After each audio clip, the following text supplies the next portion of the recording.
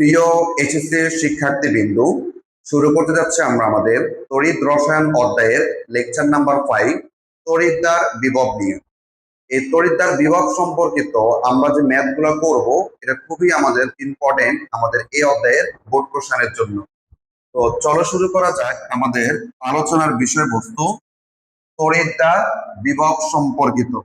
এখন এই তড়িৎদ্বার বিভব সম্পর্কিত যখন আমরা আলোচনা করব, আমাদের তড়িৎদ্বার বিভবটা কিভাবে সৃষ্টি হয় সেটা আমরা একটু শুনি।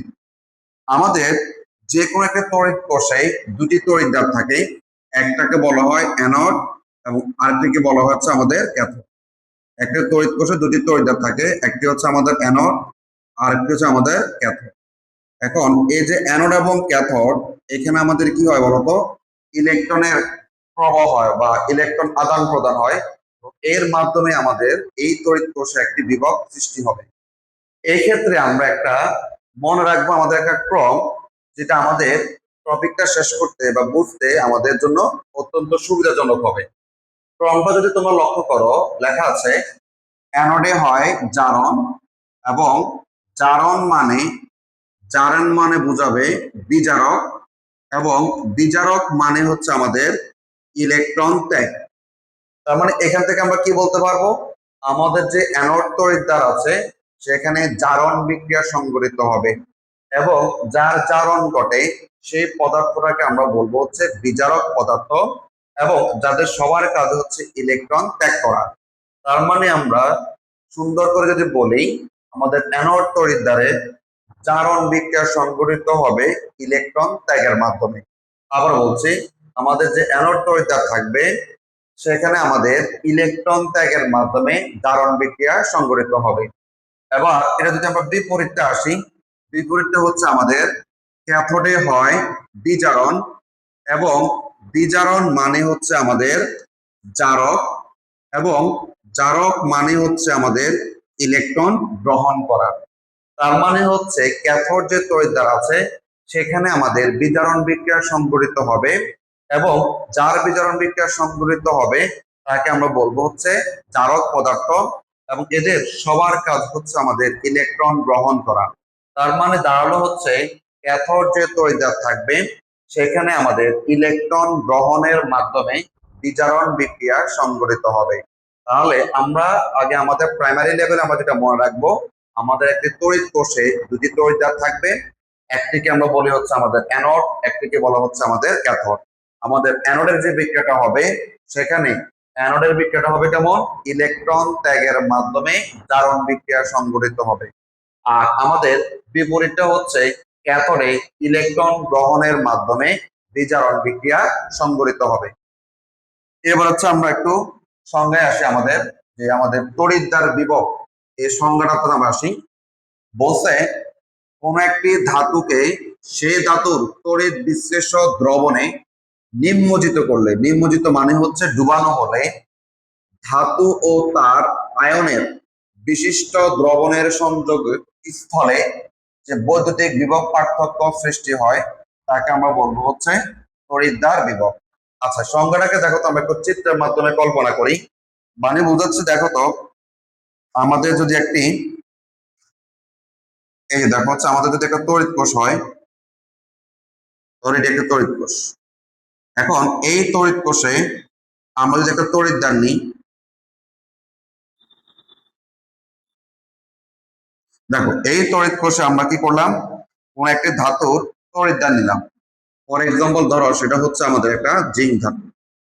এখন এই যে তড়িৎদ্বারটাকে তারই একটা তড়িৎ বিশ্লেষণ দ্রবণে নিমজ্জিত করলে বা ডুবানো হলে তড়িৎ বিশ্লেষণটা কি হবে, যে ধাতুর তড়িৎদ্বারটা আমরা তৈরি করেছি তার একটা লবণ, ধরো জিঙ্ক যে তড়িৎদ্বারটা আমরা নিয়েছিলাম তার একটা লবণ নিলাম জিঙ্ক সালফেট। তাহলে কোন একটি ধাতুকে তারে কোন তড়িৎ বিশ্লেষ্য দ্রবণে নিমজ্জিত করলে আমাদের যে বৈদ্যুতিক বিভব পার্থক্যের সৃষ্টি হবে সেটাকে আমরা বলবো হচ্ছে আমাদের তড়িৎদ্বার বিভব। আবার একটু বলছি, কোন একটি ধাতুকে তারে কোনো তড়িৎ বিশ্লেষ্য দ্রবণ, দ্যাট মিনস ওই ধাতুর কোন একটা লবণে নিমজ্জিত করলে যে বৈদ্যুতিক বিভব পার্থক্যটা সৃষ্টি হবে সেটাকে আমরা বলবো হচ্ছে আমাদের তড়িৎদ্বার বিভব। এখন এই তড়িৎদ্বার বিভব গুলো হচ্ছে আমাদের আবার দুই প্রকার। একটা হচ্ছে আমাদের জারণ বিভব, আর একটি হচ্ছে আমাদের বিজারণ বিভব। তো একটু খেয়াল করো, আমরা একটু আগে বলছিলাম যে আমাদের জারণ বিভব এবং যে বিজারণ বিভবটা আমরা পাবো সেটা কিভাবে পাবো। তোমরা লক্ষ্য করো, আমরা একটু আগে বলছিলাম যে আমাদের একটি তড়িৎ কোষেই দুইটি তড়িৎদ্বার থাকে, একটি হচ্ছে অ্যানোড, একটি হচ্ছে ক্যাথোড। অ্যানোডে কি বিক্রিয়াটা হয়? জারণ বিক্রিয়া। ক্যাথোডে কি বিক্রিয়া হয়? বিজারণ বিক্রিয়া। এখন দেখেন, বলছে অ্যানোড তড়িৎদ্বার ও দ্রবণের সংযোগস্থলে অ্যানোডের ইলেকট্রন ত্যাগের প্রবণতার ফলে যে বিভব পার্থক্যটা আমাদের সৃষ্টি হয় তাকে আমরা বলবো হচ্ছে আমাদের জারণ বিভব। তাহলে খেয়াল করো, আমাদের কোন একটি তড়িৎ কোষে আমরা যদি হিসাব করি, ধরো একটা কোষ আমরা হিসাব করি, এটা ধরো হচ্ছে 2 প্রকোষ্ঠ বিশিষ্ট একটা কোষ। তাহলে আমাদের বাম পাশে যে তড়িৎদ্বারটা আছে তাকে আমরা বলবো হচ্ছে আমাদের অ্যানোড। এখন বলো, এই যে বলছে অ্যানোড যে তড়িৎদ্বার, অ্যানোড তড়িৎদ্বারকে তার দ্রবণের সংযোগস্থলে নিমজ্জিত করলে তখন অ্যানোডের ইলেকট্রন ত্যাগের প্রবণতার ফলে যে বিভবটা আমরা পাবো সেটাকে আমরা বলবো হচ্ছে জারণ বিভব। ধরো মনে করো হচ্ছে এখানে আমাদের একটা ধাতু ছিল জিঙ্ক এবং দ্রবণটা ছিল আমাদের কি বলতো জিঙ্ক সালফেট। তার মানে হচ্ছে অ্যানোড তড়িৎদ্বারের কাজটা কি করবে? ইলেকট্রন ত্যাগ করবে। তাহলে এই যে জিঙ্ক ধাতুটা আছে, জিঙ্ক ধাতু যখন ইলেকট্রন ত্যাগ করে কিসে পরিণত হয়? জিঙ্ক 2+ আয়নে পরিণত হয়। এই যে জিঙ্ক ধাতু দুটি ইলেকট্রন ত্যাগ করে জিঙ্ক 2+ আয়নে পরিণত হলো, এবং এখানে যে বিভবটা আমরা উৎপন্ন হবে সেই বিভবটাকে আমরা বলবো হচ্ছে আমাদের জারণ বিভব। তো এটাকে আমরা লিখতে পারি এইভাবে, দেখো তো আমাদের বিভবটাকে প্রকাশ করতে পারি এইভাবে, ই নট জিঙ্ক থেকে জিঙ্ক 2+। খেয়াল করো এখানে এটা দ্বারা কি বোঝাচ্ছে? এটা দ্বারা বোঝাচ্ছে আমাদের বিক্রিয়ার আগে ছিল জিঙ্ক ধাতু, সে ইলেকট্রন ত্যাগ করে জিঙ্ক 2+ আয়নে পরিণত হলো। এই যে জিঙ্ক ধাতু থেকে জিঙ্ক 2+ আয়নে পরিণত হলো, সেখানে যে আমাদের একটা বিভব সৃষ্টি হয়, ধরো সেই মানটা হচ্ছে 0.76 ভোল্টেজ। তাহলে এই যে আমরা বিভবটা পাইলাম, এটাকে আমরা বলতে পারবো আমাদের জিঙ্কের জারণ বিভব। কেন জিঙ্কের জারণ বিভব? কারণ দেখো তো, জিঙ্ক এটা দ্বারা কি বোঝাচ্ছে যে আমাদের বিক্রিয়ার আগে জিঙ্ক ধাতু দুটি ইলেকট্রন ত্যাগ করে জিঙ্ক 2+ আয়নে পরিণত হয়। যেহেতু ইলেকট্রন ত্যাগ হয়েছে, তাহলে সেই বিক্রিয়াটাকে আমরা বলতে পারি জারণ বিক্রিয়া, এবং সেখানে যে বিভবটা আমরা পাবো সেটা হচ্ছে আমাদের জারণ বিভব। এবার আসা হচ্ছে, এবার আমরা চলে আসবো আমাদের বিজারণ বিভব নিয়ে। এবার বলছে ক্যাথোড তড়িৎদ্বার ও দ্রবণের সংযোগস্থলে ক্যাথোডের ইলেকট্রন গ্রহণের প্রবণতার ফলে যে বিভব পার্থক্য সৃষ্টি হয় তাকে আমরা বলবো হচ্ছে বিজারণ বিভব। অর্থাৎ ক্যাথোড তড়িৎদ্বারের ইলেকট্রন গ্রহণের মাধ্যমে যে বিভবটা আমাদের সৃষ্টি হবে সেটাকে আমরা বলবো হচ্ছে বিজারণ বিভব। তো সেটা যদি আমরা একটু দেখাই, ধরো হচ্ছে আমাদের এখানে আরেকটা তড়িৎদ্বার আমরা হিসাব করি, এটা হচ্ছে ক্যাথোড হিসাবে, যে ক্যাথোড হিসাবে আমরা একটা তড়িৎদ্বার হিসাব করি। ধরো এখানে আমরা ক্যাথোডে নিলাম কপারকে, তাহলে এই কপার ধাতুটাকে তার একটা লবণে কি করতে হবে? ডুবাইতে হবে বা নিমজ্জিত করতে হবে। এখন এই যে কপার ধাতুকে কপার সালফেট দ্রবণে নিমজ্জিত করলাম, যেহেতু সে ক্যাথোডে আছে, তাহলে এখানে আমাদের একটা বিক্রিয়া হবে। এখানে বিক্রিয়াটা কি হবে দেখেন তো, এখানে হবে কপার 2+ দুটি ইলেকট্রন গ্রহণ করে কপার ধাতুতে পরিণত হয়। ক্যাথোডের কাজ কিন্তু ইলেকট্রন গ্রহণ করা, অর্থাৎ এখানে যেটা হবে, দ্রবণ থেকে কপার 2+ আয়ন ক্যাথোডে গিয়ে দুটি ইলেকট্রন গ্রহণ করে আমাদের কপার ধাতু হিসাবে জমা হবে। লক্ষ্য করিও, অ্যানোডে ছিল ধাতু ইলেকট্রন ত্যাগ করে আয়নে রূপান্তরিত হয়, আর ক্যাথোডে হচ্ছে দ্রবণ থেকে আয়ন ক্যাথোডে গিয়ে ইলেকট্রন গ্রহণ করে ধাতুতে পরিণত হলো। যেহেতু আমাদের এখানে ইলেকট্রন গ্রহণ হয়েছে, তাহলে সেই বিক্রিয়াটাকে আমরা বলি কি বিক্রিয়া? বিজারণ বিক্রিয়া। এখন এই বিজারণ বিক্রিয়া সংঘটিত হতে এখানে যে বিভবটা আমাদের সৃষ্টি হয়েছে সেটাকে আমরা বলবো হচ্ছে বিজারণ বিভব। সেটাকে আমরা বলবো হচ্ছে আমাদের বিজারণ বিভব। তাহলে আমরা যদি আবার লিখি, ধরো আমাদের ই নট কপার 2+ থেকে হচ্ছে কপার, এবং এখানে আমরা একটা বিভব লিখলাম 0.34 ভোল্টেজ। তাহলে এখানে যে বিভবটা আমরা লিখছি সেটা কিন্তু হচ্ছে বিজারণ বিভব। কেন? তোমরা যদি এই পাশটাকে দেখো, এখানে কি ছিল? বিক্রিয়ার আগে ছিল কপার 2+, তারপর হচ্ছে বিক্রিয়া পরে কি বলতো কপার ধাতু। এই কপার 2+ থেকে কপার ধাতু পরিণত হতে দুটি ইলেকট্রন গ্রহণ করা লাগছে। যেহেতু ইলেকট্রন গ্রহণ করে আসছে, তাহলে এখানে আমাদের কি বিক্রিয়া হয়েছে? বিজারণ বিক্রিয়া, এবং সৃষ্ট যে বিভব সেটাকে আমরা বলবো বিজারণ বিভব। তাহলে আমরা জাস্ট একদম এক পলকে যদি বলি, আমাদের অ্যানোডের অ্যানোডের ইলেকট্রন ত্যাগের মাধ্যমে যে বিভবটা আমাদের সৃষ্টি হবে সেটা হচ্ছে জারণ বিভব, আর ক্যাথোডের ইলেকট্রন গ্রহণের মাধ্যমে যে বিভবটা আমাদের সৃষ্টি হবে সেটাকে আমরা বলবো হচ্ছে বিজারণ বিভব। এবং এটা তুমি দেখে বুঝতে পারবা কিভাবে? দেখো, ধাতু থেকে যখন আয়ন দেখবা তখন তুমি বুঝবা হচ্ছে এখানে ইলেকট্রন ত্যাগ করছে, মানে জারণ করছে। তাহলে সংশ্লিষ্ট যে বিভব তাকে আমরা বলবো হচ্ছে জারণ বিভব। তার বিপরীত হচ্ছে এখানে আমাদের আয়ন থেকে যদি ধাতুতে আসে তখন তুমি বুঝবো হচ্ছে ইলেকট্রন গ্রহণ, তার মানে যে বিক্রিয়াটা ঘটছে সেটা হচ্ছে বিজারণ, এবং সংশ্লিষ্ট যে বিভব সেটাকে আমরা বলবো হচ্ছে আমাদের বিজারণ বিভব। আচ্ছা, এখন এই জারণ বিভব এবং বিজারণ বিভবের মধ্যে আমরা আরেকটা জিনিস শিখবো, সেটা হচ্ছে আমরা একটা জিনিস তোমাদেরকে আগে বলি, সেটা হচ্ছে ত্বরণ। ধরো কোন একটি বস্তু ত্বরণ হচ্ছে 2 মিটার/সেকেন্ড ইনভার্স 2। এখন এই ত্বরণকে যদি আমরা মন্দন লিখি তাহলে কি হবে? তোমরা জানো যে ত্বরণ এবং মন্দন একই রাশি, তবে তাদের দিক ভিন্ন। অর্থাৎ তাদের কি হবে বলতো? দিক ভিন্ন বলতে কি বোঝাচ্ছে? ত্বরণ হচ্ছে সময়ের সাথে বেগের বৃদ্ধির হার, আর মন্দন হচ্ছে সময়ের সাথে বেগ হ্রাসের হার। ত্বরণ হচ্ছে সময়ের সাথে বেগ বৃদ্ধির হার, মন্দন হচ্ছে সময়ের সাথে বেগ হ্রাসের হার। অর্থাৎ আমাদের ত্বরণের মান যদি পজিটিভ হয়, মন্দন হবে কি বলতো? নেগেটিভ। তবে তাদের মানের কোনো পার্থক্য হবে না। তাহলে যেটা বলছিলাম, ত্বরণ এবং মন্দন একই রাশি, শুধুমাত্র তাদের মানের কোনো পরিবর্তন হবে না, দিকের পরিবর্তন হয়। তাহলে আমি ত্বরণটাকে যখন মন্দন লিখবো তখন দেখো 2 মিটার/2 আমরা লিখছি, শুধুমাত্র এখানে একটা কি দিব বলতো? মাইনাস, চিহ্নের পরিবর্তন। তাহলে ত্বরণকে যখন মন্দন লিখলাম তখন চিহ্নের পরিবর্তন হবে। আচ্ছা, আমরা যদি আবার এই মন্দনটাকে ত্বরণ বলি তাহলে এবারে কি হবে? মানটা হবে 2 মিটার/সেকেন্ড ইনভার্স 2, এবং এখানে যে আগে মাইনাস ছিল এটা কি হয়ে গেছে এখন বলতো? প্লাস। তার মানে কি বুঝলাম? ত্বরণকে মন্দন লিখলে মানের কোনো পরিবর্তন হয় নাই, শুধুমাত্র প্লাস থেকে কি হয়েছে? মাইনাস। আবার ওই মন্দনটাকে যদি আমরা ত্বরণ লিখি, তারপরে দেখো মানের কোনো পরিবর্তন হয় নাই, শুধুমাত্র মাইনাস থেকে প্লাস আছে, মানে চিহ্নের পরিবর্তন হবে। এই জিনিসটা আমি কেন বোঝালাম তোমাকে? এই জিনিসটা বোঝানোর কাজ হচ্ছে, ধরো কোন একটি ধাতু আমি তোমাকে জারণ বিভবের মানটা দিলাম, এখন যদি তার বিজারণ বিভব লিখতে দিই তাহলে তার মানের কি কোনো পরিবর্তন হবে কিনা? মানের কোনো পরিবর্তন হবে না, শুধুমাত্র চিহ্নের পরিবর্তন হবে। আবার একটু বলছি, কোন একটা ধাতুর আমাকে জারণ বিভব দেওয়া আছে, সেটিকে যদি আমি বিজারণ বিভব লিখি আমাদের মানের কোনো পরিবর্তন হবে না, শুধুমাত্র চিহ্নের পরিবর্তন হবে। একই রকম ভাবে কোন একটি ধাতুর বিজারণ বিভব দেওয়া আছে, আমরা যদি ওই ধাতুর জারণ বিভব লিখি তাও মানের কোনো পরিবর্তন হবে না, শুধুমাত্র চিহ্নের পরিবর্তন হবে। তোমরা একটু যদি লক্ষ্য করো, এখানে আমাদের একটা জিঙ্কের জারণ বিভব দেওয়া আছে। এখন আমি যদি এটাকে বিজারণ বিভব হিসাবে লিখতে চাই তাহলে কিভাবে লিখবো? দেখো তো, ই নট। আমরা বলছিলাম বিজারণ বিভবটা কিভাবে আসবে? আগে আয়ন, পরে হচ্ছে ধাতু। অর্থাৎ এখানে জিঙ্কের জারণ ছিল, এখন যদি আমি বিজারণ হিসাবে লিখতে চাই তাহলে জিঙ্ক 2+ থেকে হচ্ছে জিঙ্ক। এখন এখানে জিঙ্কের জারণ বিভব কতটুকু ছিল? 0.76। যখন তাকে আমরা বিজারণ হিসাবে লিখলাম তখনও কিন্তু দেখো মানের কোনো পরিবর্তন হয় নাই, শুধুমাত্র পরিবর্তন হবে এই প্লাস চিহ্নটা কি হবে বলতো? মাইনাস। তার মানে কি দেখলাম? জিঙ্কের জারণ বিভব হচ্ছে +0.76 ভোল্টেজ।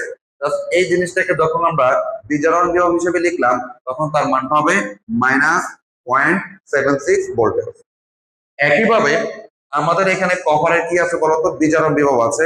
আমরা যদি তাকে জারণ বিভব হিসেবে লিখি তাহলেও তার মানের কোনো পরিবর্তন হবে না, পরিবর্তন হবে আমাদের চিহ্নের। তাহলে এখানে আমরা এবার একটু লিখি যে কপার ধাতু থেকে কপার 2+, আয়ন থেকে ধাতু হলে বিজারণ, ধাতু থেকে আয়ন হচ্ছে আমাদের জারণ। এখন এই যে কপারের আমরা জারণ বিভবটা লিখলাম, দেখো তারও কিন্তু মানের কোনো পরিবর্তন হয় নাই, শুধুমাত্র কোথায় পরিবর্তন হবে? এই প্লাসের জায়গায় আমরা কি লিখবো বলতো? মাইনাস। তাহলে এটা হচ্ছে আমাদের জিনিসটা মনে রাখবা, কোন একটা ধাতুর জারণ বিভব এবং হচ্ছে বিজারণ বিভব মান সেম, শুধুমাত্র চিহ্নের পরিবর্তন ঘটে। পরিবর্তনটা কিভাবে হবে? জারণ বিভবকে বিজারণ বিভব লিখলে তার চিহ্নের পরিবর্তন হবে, অথবা বিজারণ বিভবকেও যদি আমরা জারণ বিভব লিখি তখন চিহ্নের পরিবর্তন হবে। আবার এখানে তোমাদের একটা জিনিস কনফিউশন কাজ করে, তোমাদের অনেকের ধারণা যে ধনাত্মক যদি ভোল্টেজ হয় বা ধনাত্মক যদি মান হয় সেটা জারণ বিভব, আবার ঋণাত্মক মান হলে বিজারণ বিভব। জিনিসটা কিন্তু এমনটা না। জারণ বিভবও ধনাত্মক ঋণাত্মক হতে পারে, বিজারণ বিভবও কিন্তু আমাদের ধনাত্মক ঋণাত্মক হতে পারে। এটা কোনো সমস্যা নাই। তুমি জাস্ট মনে রাখবা জারণ বিভবকে বিজারণ বিভব লিখলে আমাদের চিহ্নের পরিবর্তন হবে, অথবা বিজারণ বিভবকে যদি আমরা জারণ বিভব হিসাবে লিখি তখনও চিহ্নের পরিবর্তন হবে। আচ্ছা, এরপর আমরা আসবো আমাদের কোষ বিভব নিয়ে। এতক্ষণ পর্যন্ত আমরা পড়ছি তড়িৎদ্বার বিভব, এখন পড়বো আমাদের হচ্ছে কোষ বিভব। তড়িৎদ্বার ছিল দুইটা, একটা হচ্ছে অ্যানোড, একটা হচ্ছে আমাদের ক্যাথোড। তখন আমাদের দুই ধরনের বিভব পাওয়া যেত, একটা জারণ, একটা হচ্ছে বিজারণ। আর কোষ বিভব যখন আমরা বলবো, একটা কোষে অ্যানোড তড়িৎদ্বার থাকবে, ক্যাথোড তড়িৎদ্বার থাকবে, তাদের টোটাল যে বিভবটা আমরা পাবো সেখান থেকে সেটাকে আমরা বলবো হচ্ছে আমাদের কোষ বিভব। এই কোষ বিভবের আরো কয়েকটা নাম আছে, সেটাকে আমাদের বলা হয় তড়িৎ চালক বল অথবা ইএমএফ বলা হয়। ইএমএফ এর মিনিংটা হচ্ছে ইলেকট্রোমোটিভ ফোর্স। তাহলে কোষ বিভব তার আরো সিমিলার কয়েকটা শব্দ হচ্ছে তড়িৎ চালক বল এবং হচ্ছে কি বলতো ইএমএফ। তো আমরা যেটা বলছিলাম যে আমাদের কোষ বিভব কি হবে, কোষের অ্যানোডের জারণ বিভব এবং ক্যাথোডের বিজারণ বিভবের সমষ্টি হচ্ছে আমাদের কোষ বিভব, বা যেটাকে আমরা বলতে পারি কোষটির তড়িৎ চালক বল, বা হচ্ছে আমাদের ইএমএফ, যেটাকে ইংলিশে বলা হয় ইলেকট্রোমোটিভ ফোর্স। মানে হচ্ছে আমাদের যে একটা কোষ ছিল যেখানে দুইটি তড়িৎদ্বার ছিল, একটা হচ্ছে আমাদের অ্যানোড, একটা ছিল আমাদের কি বলতো ক্যাথোড। তো অ্যানোডে আমাদের কি হয়েছিল, অ্যানোডে হচ্ছে আমাদের জারণ বিক্রিয়া সংঘটিত হয়েছিল, এবং এই যে জারণ বিক্রিয়া সংঘটিত হওয়ার পর আমরা একটা জারণ বিভব পেয়েছিলাম, এবং ক্যাথোডে আমাদের বিজারণ বিক্রিয়া সংঘটিত হয়েছিল, যার কারণে আমরা হচ্ছে একটা বিজারণ বিভব পেয়েছিলাম। এই যে অ্যানোডের জারণ বিভব এবং ক্যাথোডের বিজারণ বিভব, তাদের দুজনের যে সমষ্টি সেটাকে আমরা বলতে পারবো আমাদের কোষ বিভব। সেটা হচ্ছে আমাদের কোষ বিভব। এবার আসেন, এই কোষ বিভব হচ্ছে আবার দুই রকম। একটি হচ্ছে আমাদের আদর্শ কোষ বিভব, যেটাকে প্রকাশ করা হয় ইনট সেল দ্বারা। আরেকটি হচ্ছে আমাদের অনাদর্শ কোষ বিভব, যেটাকে প্রকাশ করা হয় আমাদের ই সেল দ্বারা। এই যে দুটি সূত্র তোমরা দেখছো, আদর্শ কোষ বিভব এবং হচ্ছে অনাদর্শ কোষ বিভব, আমাদের মূলত ম্যাথ গুলো এই দুইটা টপিক থেকে সবচেয়ে বেশি হয়, এবং এটা আমাদের একটু ভালো করে আমরা দেখবো। আবার হচ্ছে আমাদের যে কোষ বিভব সেটি হচ্ছে দুই রকম। একটা হচ্ছে আদর্শ কোষ বিভব, যেটাকে আমরা বলবো হচ্ছে ইনট সেল, আর হচ্ছে আমাদের অনাদর্শ কোষ বিভব, যেটাকে বলা হচ্ছে ই সেল। এবার আমরা চলে আসবো আমাদের এই আদর্শ কোষ বিভব সম্পর্কিত সূত্রের কাছে, এবং এটা আমাদের খুব ভালো করে খেয়াল করতে হবে। এটা বোঝার আগে আমরা আরেকটা জিনিস জানবো, সেটা হচ্ছে আমাদের আমাদের হচ্ছে যে জারণ বিক্রিয়া, তাকে আমরা প্রকাশ করবো হচ্ছে ও এক্স দ্বারা, যার ইংলিশ নামটা হচ্ছে অক্সিডেশন। অক্সিডেশন আরেকটা শব্দ হচ্ছে আমাদের কি বলতো বিজারণ, যেটাকে আমরা প্রকাশ করব আর ই ডি দ্বারা, যের মিনিংটা হচ্ছে রিডাকশন। তাহলে দুইটা শব্দ আমরা পেয়েছিলাম। জারণের ইংলিশটা হচ্ছে অক্সিডেশন, বিজারণের ইংলিশটা হচ্ছে রিডাকশন। জারণকে আমরা প্রকাশ করব কি দ্বারা, ওএক্স দ্বারা, আর বিজারণকে আমরা প্রকাশ করব আমাদের হচ্ছে আর ই ডি দ্বারা। তাহলে অক্সিডেশন এবং রিডাকশন। আচ্ছা, আমরা যেটা পড়াতে চাচ্ছি, আমরা প্রথম হচ্ছে আদর্শ কোষ বিভব নিয়ে পড়বো। এই আদর্শ কোষ বিভবের সূত্রটাকে আমরা একটু দেখি।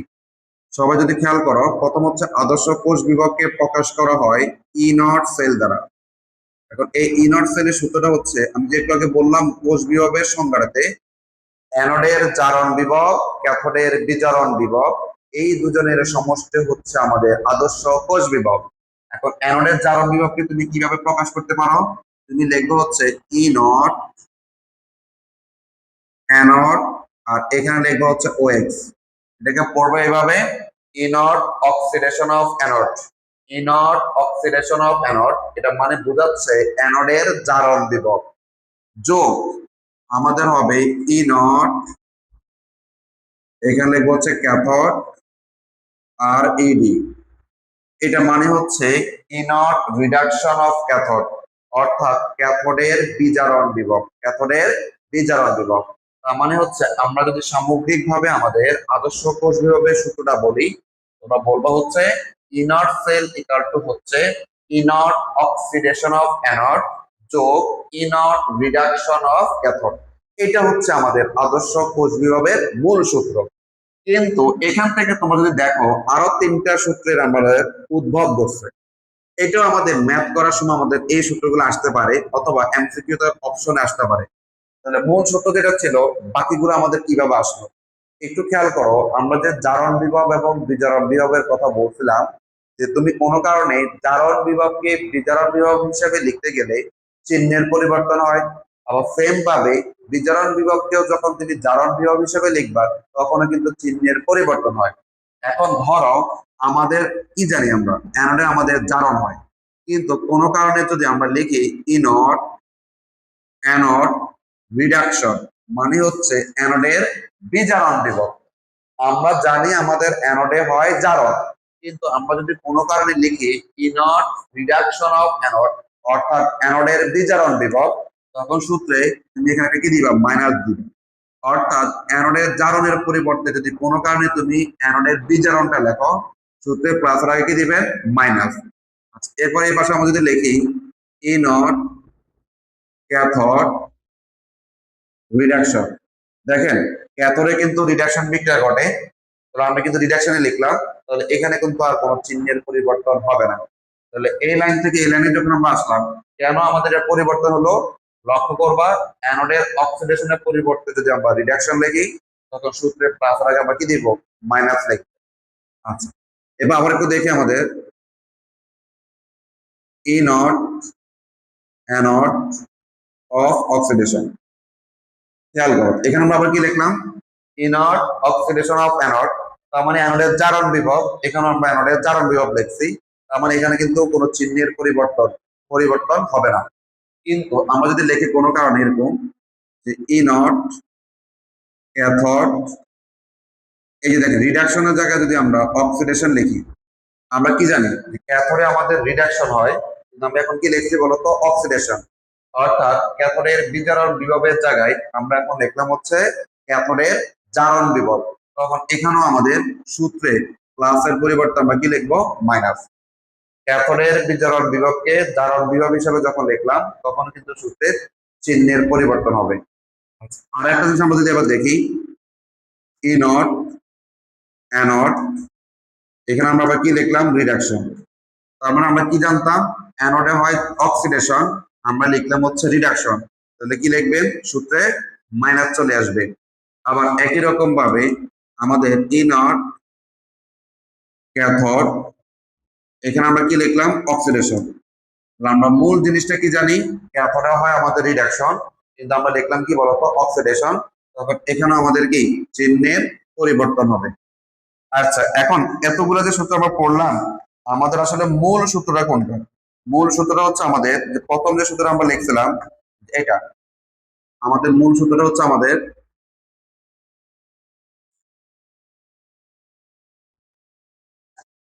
মূল সূত্রটা হচ্ছে এরকম ই নট সেল, আমরা একটু হচ্ছে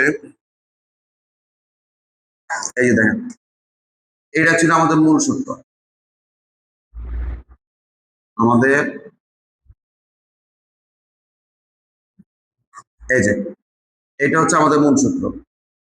আমাদের আবার একটু বলছি যে আমাদের যখন আদর্শ কোষ বিয়োগ বলবো আমরা তখন হচ্ছে সূত্র কল্পনা করবো এভাবে ই নট অক্সিডেশন অফ অ্যানোড যোগ হচ্ছে E not reduction of cathode, অর্থাৎ অ্যানোডের জারণ বিভব যোগ হচ্ছে ক্যাথোডের বিজারণ বিভব।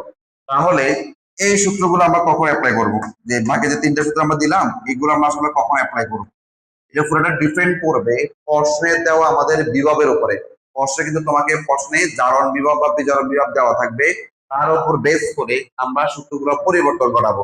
এখন পরিবর্তন কখন হবে বা কিভাবে হবে এটা থিমটা বোঝার জন্য এটা মনে রাখবা, আমরা জানি আমাদের অ্যানোডে হয় অক্সিডেশন, যদি কখনো আমি এই অ্যানোডের অক্সিডেশনের জায়গায় রিডাকশন লিখি তখনই তুমি কেবল প্লাস আগে কি দিবা মাইনাস। আবার ঠিক একই রকম ভাবে ক্যাথোডের রিডাকশনের জায়গায় আমরা যদি অক্সিডেশনটা লিখি তখনই তুমি কেবল প্লাস আগে কি দিবা মাইনাস দিবা।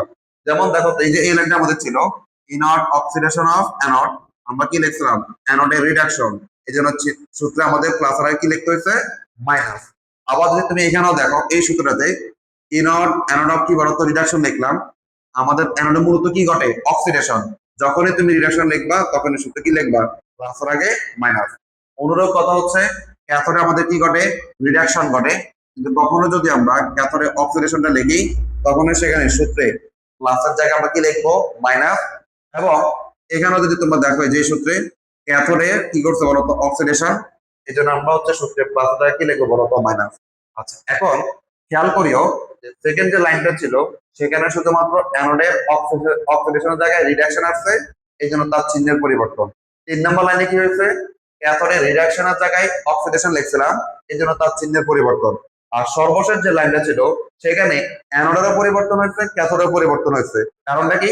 অ্যানোডের অক্সিডেশনের জায়গায় রিডাকশন লেখার কারণে সূত্রে মাইনাস হয়েছে।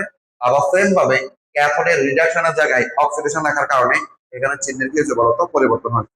তার মানে হচ্ছে মধ্য কথা হচ্ছে জারণ বিভবকে বিজারণ বিভব লিখলে যেরকম চিহ্নের পরিবর্তন হয়, আবার বিজারণ বিভবকেও জারণ বিভব হিসাবে লিখলে আমাদের চিহ্নের কি হবে? পরিবর্তন হবে। তাহলে আমরা মূলত হচ্ছে আদর্শ কোষ বিভবের জন্য যে মূল যে সূত্রটা পড়বো সেটা হচ্ছে আমাদের কি? এটা পড়ে ফেলবো। ইনট সেল, যেটা পড়ে রাখবো ইনট। আমাদের মূল সূত্রটা হচ্ছে ইনট সেল ইকুয়াল টু হচ্ছে ইনট অক্সিডেশন অফ অ্যানোড যোগ হচ্ছে ইনট রিডাকশন অফ ক্যাথোড। আর বাকি যে সূত্রগুলো আছে সেটা কখন পরিবর্তন হবে তা নির্ভর করবে প্রশ্নে দেওয়া মানের উপরে। আচ্ছা, এবার আসা হচ্ছে এই আদর্শ কোষ বিভবের সাথে আমাদের কোষের স্বতঃস্ফূর্ততা নির্ণয় করা যায়। আদর্শ কোষ বিভব বা কোষ বিভবের মাধ্যমে কোষের স্বতঃস্ফূর্ততা হবে কি হবে না সেটা আমরা এখান থেকে জানবো। আমাদেরকে বলা হচ্ছে দেখো তো, দেখেন যদি কোন একটা কোষের ইনট সেলের মান 0 অপেক্ষা বড় অথবা যে মানটা ধনাত্মক হলে আমাদের স্বতঃস্ফূর্ত কোষ বিক্রিয়া ঘটবে। আচ্ছা, স্বতঃস্ফূর্ত কোষ বিক্রিয়া বলতে কি বোঝায়? আমরা অনেকে দেখবো হচ্ছে যে লোহায় মরিচা পড়ে। কেন লোহা মরিচা পড়ে তোমরা জানো? যে এই লোহাটা বাতাসের আর্দ্রতার সাথে বিক্রিয়া করে। এখন এই যে বিক্রিয়াটা করতেছে তার মধ্যে স্বতঃস্ফূর্ত ভাবে অংশগ্রহণ করছে, যার কারণে বাতাসের আর্দ্রতার সাথে লোহার বিক্রিয়ায় আমাদের মরিচা সৃষ্টি হয়। তাহলে আমাদের কোন একটা তড়িৎ কোষে স্বতঃস্ফূর্ত ভাবে কোষ বিক্রিয়া ঘটবে কিনা সেটা আমরা জাজমেন্ট করতে পারবো আমাদের এই ইনট সেলের মান উপরে। যদি কোনো কারণে ইনট সেলের মান ধনাত্মক বা আমরা বলতে পারি 0 অপেক্ষা যদি বড় হয় তখন সেখানে স্বতঃস্ফূর্ত কোষ বিক্রিয়া ঘটবে। আর যদি আমাদের ইনট সেলের মানটা ঋণাত্মক বা 0 অপেক্ষা ছোট হয় তখন আমরা বলবো সেই কোষে স্বতঃস্ফূর্ত বিক্রিয়া ঘটবে না। তাহলে আবার বুঝেন, স্বতঃস্ফূর্ত বিক্রিয়া কখন ঘটবে? যখন কোন একটা কোষের ইনট সেলের মান পজিটিভ বা 0 অপেক্ষা বড়, তখনই কিন্তু সেখানে হচ্ছে আমাদের স্বতঃস্ফূর্ত কোষ বিক্রিয়া ঘটবে। আর যদি ইনট সেলের মান ঋণাত্মক বা 0 অপেক্ষা ছোট হয় তখন সেখানে স্বতঃস্ফূর্ত কোষ বিক্রিয়া ঘটবে না। আচ্ছা, এই গেল হচ্ছে আমাদের আদর্শ কোষ বিভব। এবার আমরা চলে আসবো হচ্ছে আমাদের অনাদর্শ কোষ বিভব। আচ্ছা, অনাদর্শ কোষ বিভবের জন্য আমরা একটা সমীকরণ পাবো, যেই সমীকরণটাকে বলা হয় নাস্টের সমীকরণ।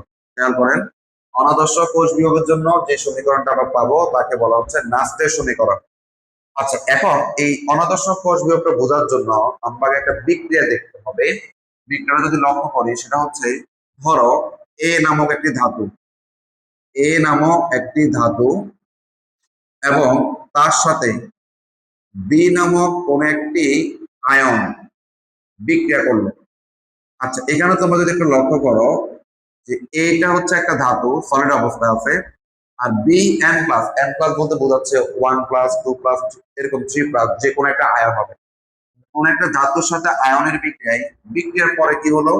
এই ধাতুটা ইলেকট্রন ত্যাগ করে আমাদের আয়নে পরিণত হলো এবং বি আয়নটা ইলেকট্রন গ্রহণ করে ধাতুতে পরিণত হলো।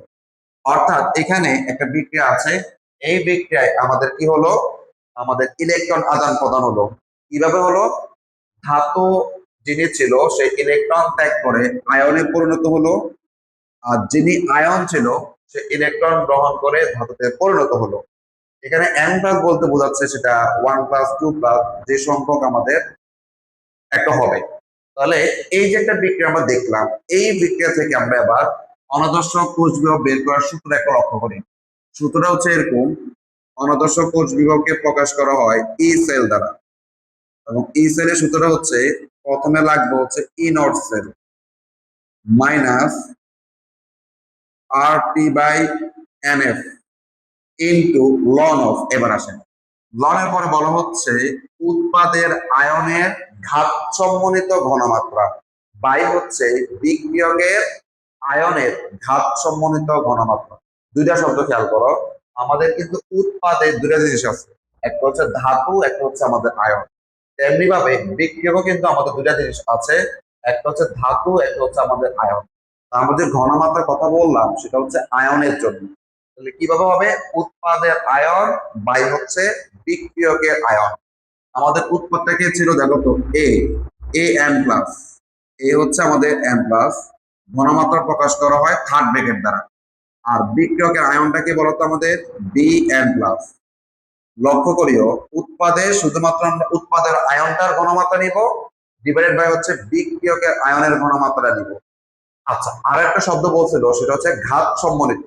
ঘাত বলতে আমরা কি বুঝি বলতো, পাওয়ার। অর্থাৎ পাওয়ারটা কখন আসবে, ধরো এখানে যদি কোনো মূল সংখ্যা থাকে ওই মূল সংখ্যাগুলো হচ্ছে আমাদের পাওয়ার হিসাবে আসবে।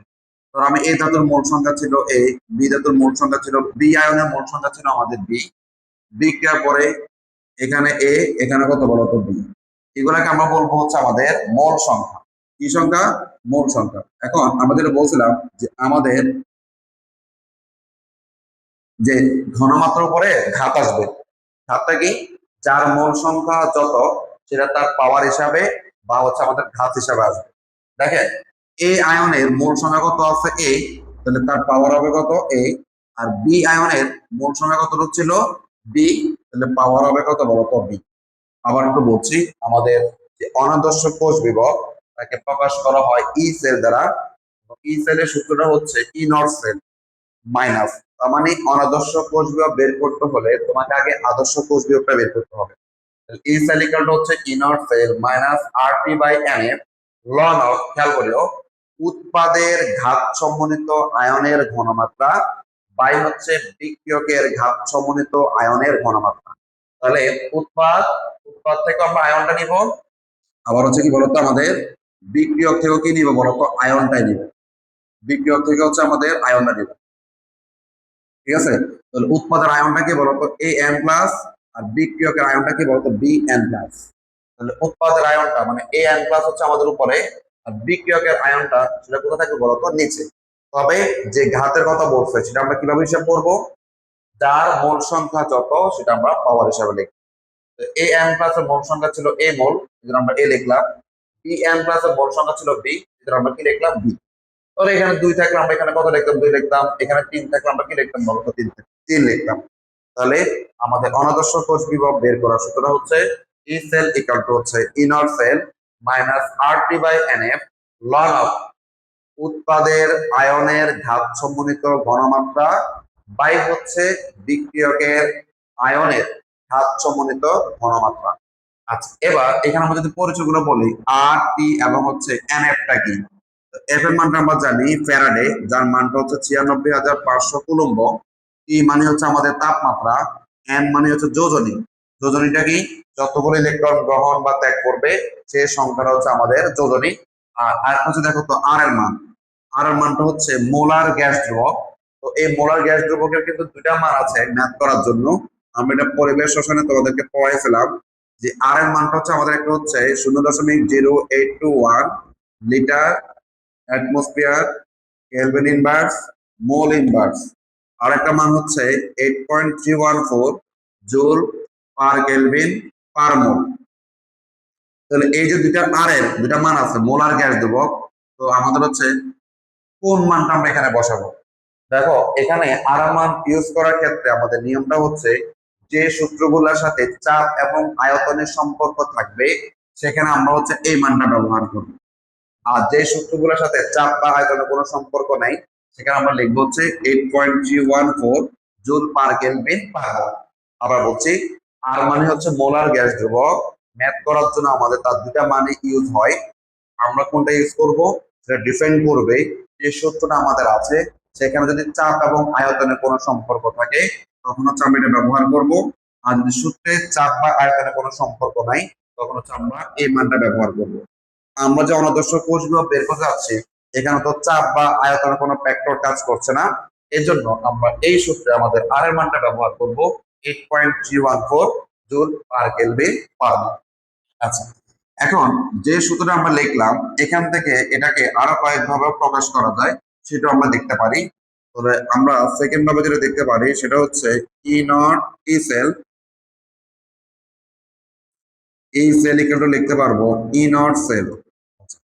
এখন দেখো এই যে এখানে লন দেখতে পাচ্ছ, লনের পরিবর্তে যদি আমি এটাকে লগ এ কনভার্ট করি তাহলে আমরা জানি লন সমান হচ্ছে 2.303 লগ, অর্থাৎ লন এবং লগের যে সম্পর্কটা সেটা হচ্ছে লন ইকুয়াল টু হচ্ছে 2.303 লগ। আচ্ছা, তার মানে সূত্রে যদি আমরা লনের পরিবর্তে লগ নিয়ে আসি তাহলে আমাদের এখানে কি লিখতে হবে 2.303 আর3 বাই হচ্ছে আমাদের এনএফ, এই লনের জায়গায় এখন কি লিখলাম লগ। এখানে তুমি আগের মতো করেই আমাদের উৎপাদের আয়নের ঘাত সমন্বিত ঘনমাত্রা বাই হবে বিক্রিয়কের আয়নের ঘাত সমন্বিত ঘনমাত্রা। ঠিক আছে, তাহলে তুমি পরীক্ষা চাইলে লনের কনসেপ্ট দিয়ে অঙ্ক করতে পারবা, লগের কনসেপ্ট দিয়ে তুমি কি করতে পারবা অঙ্ক করতে পারবা। প্লাস লনের জায়গায় লগ ব্যবহার করলে এখানে 2.303 কি করতে হবে বলতো গুণ করতে হবে। আবার আমরা চাইলে এখান থেকে শর্টকাটেও আমাদের হচ্ছে একটা কাজ করতে পারি, সেটা হচ্ছে তোমরা জানো এই যে সূত্রতে আমাদের আর এর মান বলো, টি এর মান বলো বা এফ এর মান বলো, এই মানগুলো কিন্তু আমাদের ফিক্সড। আর এর মান, আচ্ছা আর এর মান হচ্ছে কত আমরা বলছিলাম যে 8.314। আবার তাপমাত্রা মান যেটা সেটা হচ্ছে আমাদের 25 ডিগ্রি থাকে, মানে কক্ষ তাপমাত্রা, যেটাকে কেলভিনে নিলে আমরা পাবো হচ্ছে 298 কেলভিন। এবং এফ এর মানটা কত আমাদের 96,500 কুলম্ব। যেহেতু সূত্রে এই আর এর মান, তাপমাত্রা মান এবং এফ এর মান গুলো আমাদের ফিক্স থাকে, আমরা যদি ওই মানটা ডিরেক্ট বসে যদি একটা ফরম্যাট নিয়ে আসি তখন তোমার দাঁড়াবে হচ্ছে এরকম ই সেল ইকুয়াল টু হচ্ছে ই নট সেল মাইনাস, দেখো সবগুলো মান যদি আমরা বসা দিই তাহলে পাবো হচ্ছে 0.059 বাই হচ্ছে এন লগ উৎপাদের ঘাত সমন্বিত, উৎপাদের ঘাত সমন্বিত আয়নের ঘনমাত্রা বাই হচ্ছে আমাদের বিক্রিয়কের ঘাত সমন্বিত আয়নের ঘনমাত্রা। তার মানে এখানে কি করলাম, আমরা যদি শর্টকাটে অঙ্কটা করে ফেলতে চাই তাহলে ওই যে আমরা আর এর মান, তাপমাত্রা মান, এফ এর মান, যে মানগুলো আমরা ফিক্স জানি সেগুলো এখানে বসা দিলে আমাদের একটা কমন ফিগার আসবে। সেটা হচ্ছে আমরা তখন লিখতে পারবো E nought E cell equal to E nought cell minus 0.059 by হচ্ছে এন। শুধুমাত্র তুমি এন এর মানটা বসাতে হবে। এনটা কি যোজনী, অর্থাৎ বিক্রিয়ায় যতগুলো ইলেকট্রন গ্রহণ বা বর্জন হবে সেই সংখ্যাটা তুমি এখানে বসাবা, বাকিটা আমাদের আগের মতো করে। আচ্ছা, এই সূত্রটাকে আরো একভাবে প্রকাশ করা যায় সেটা হচ্ছে এরকম, আমাদের এমসিকিউ অপশনের জন্য আসে অনেক সময়। দেখেন আমরা আবার লিখতে পারবো ই নট সেল, জাস্ট এখানে মাইনাসের জায়গায় যদি তুমি কোনো কারণে প্লাস দাও তাহলে এই সূত্র কি হবে দেখেন, আমাদের লগ অফ এই যে দেখেন আমাদের যখন সূত্রে মাইনাসের জায়গায় তুমি প্লাস দিবা তখন হচ্ছে এখানে যিনি নিচে ছিল সেটা উঠে যাবে উপরে, আর উপরে চলে আসবে কোথায় বলতো নিচে, মানে তখন তোমাকে লিখতে হবে বি এন প্লাস এর হচ্ছে কত বলতো এ এন প্লাস এই যে, অর্থাৎ একটু খেয়াল করবা মূলত আমাদের সূত্রটা কি ছিল মাইনাস ছিল, যদি আমরা মাইনাস টাকে কি দিই বলতো প্লাস দিই তাহলে হচ্ছে আমাদের কি হবে নিচের অংশটা উপরে উঠে যাবে, উপরটা কোথায় চলে আসবে নিচে।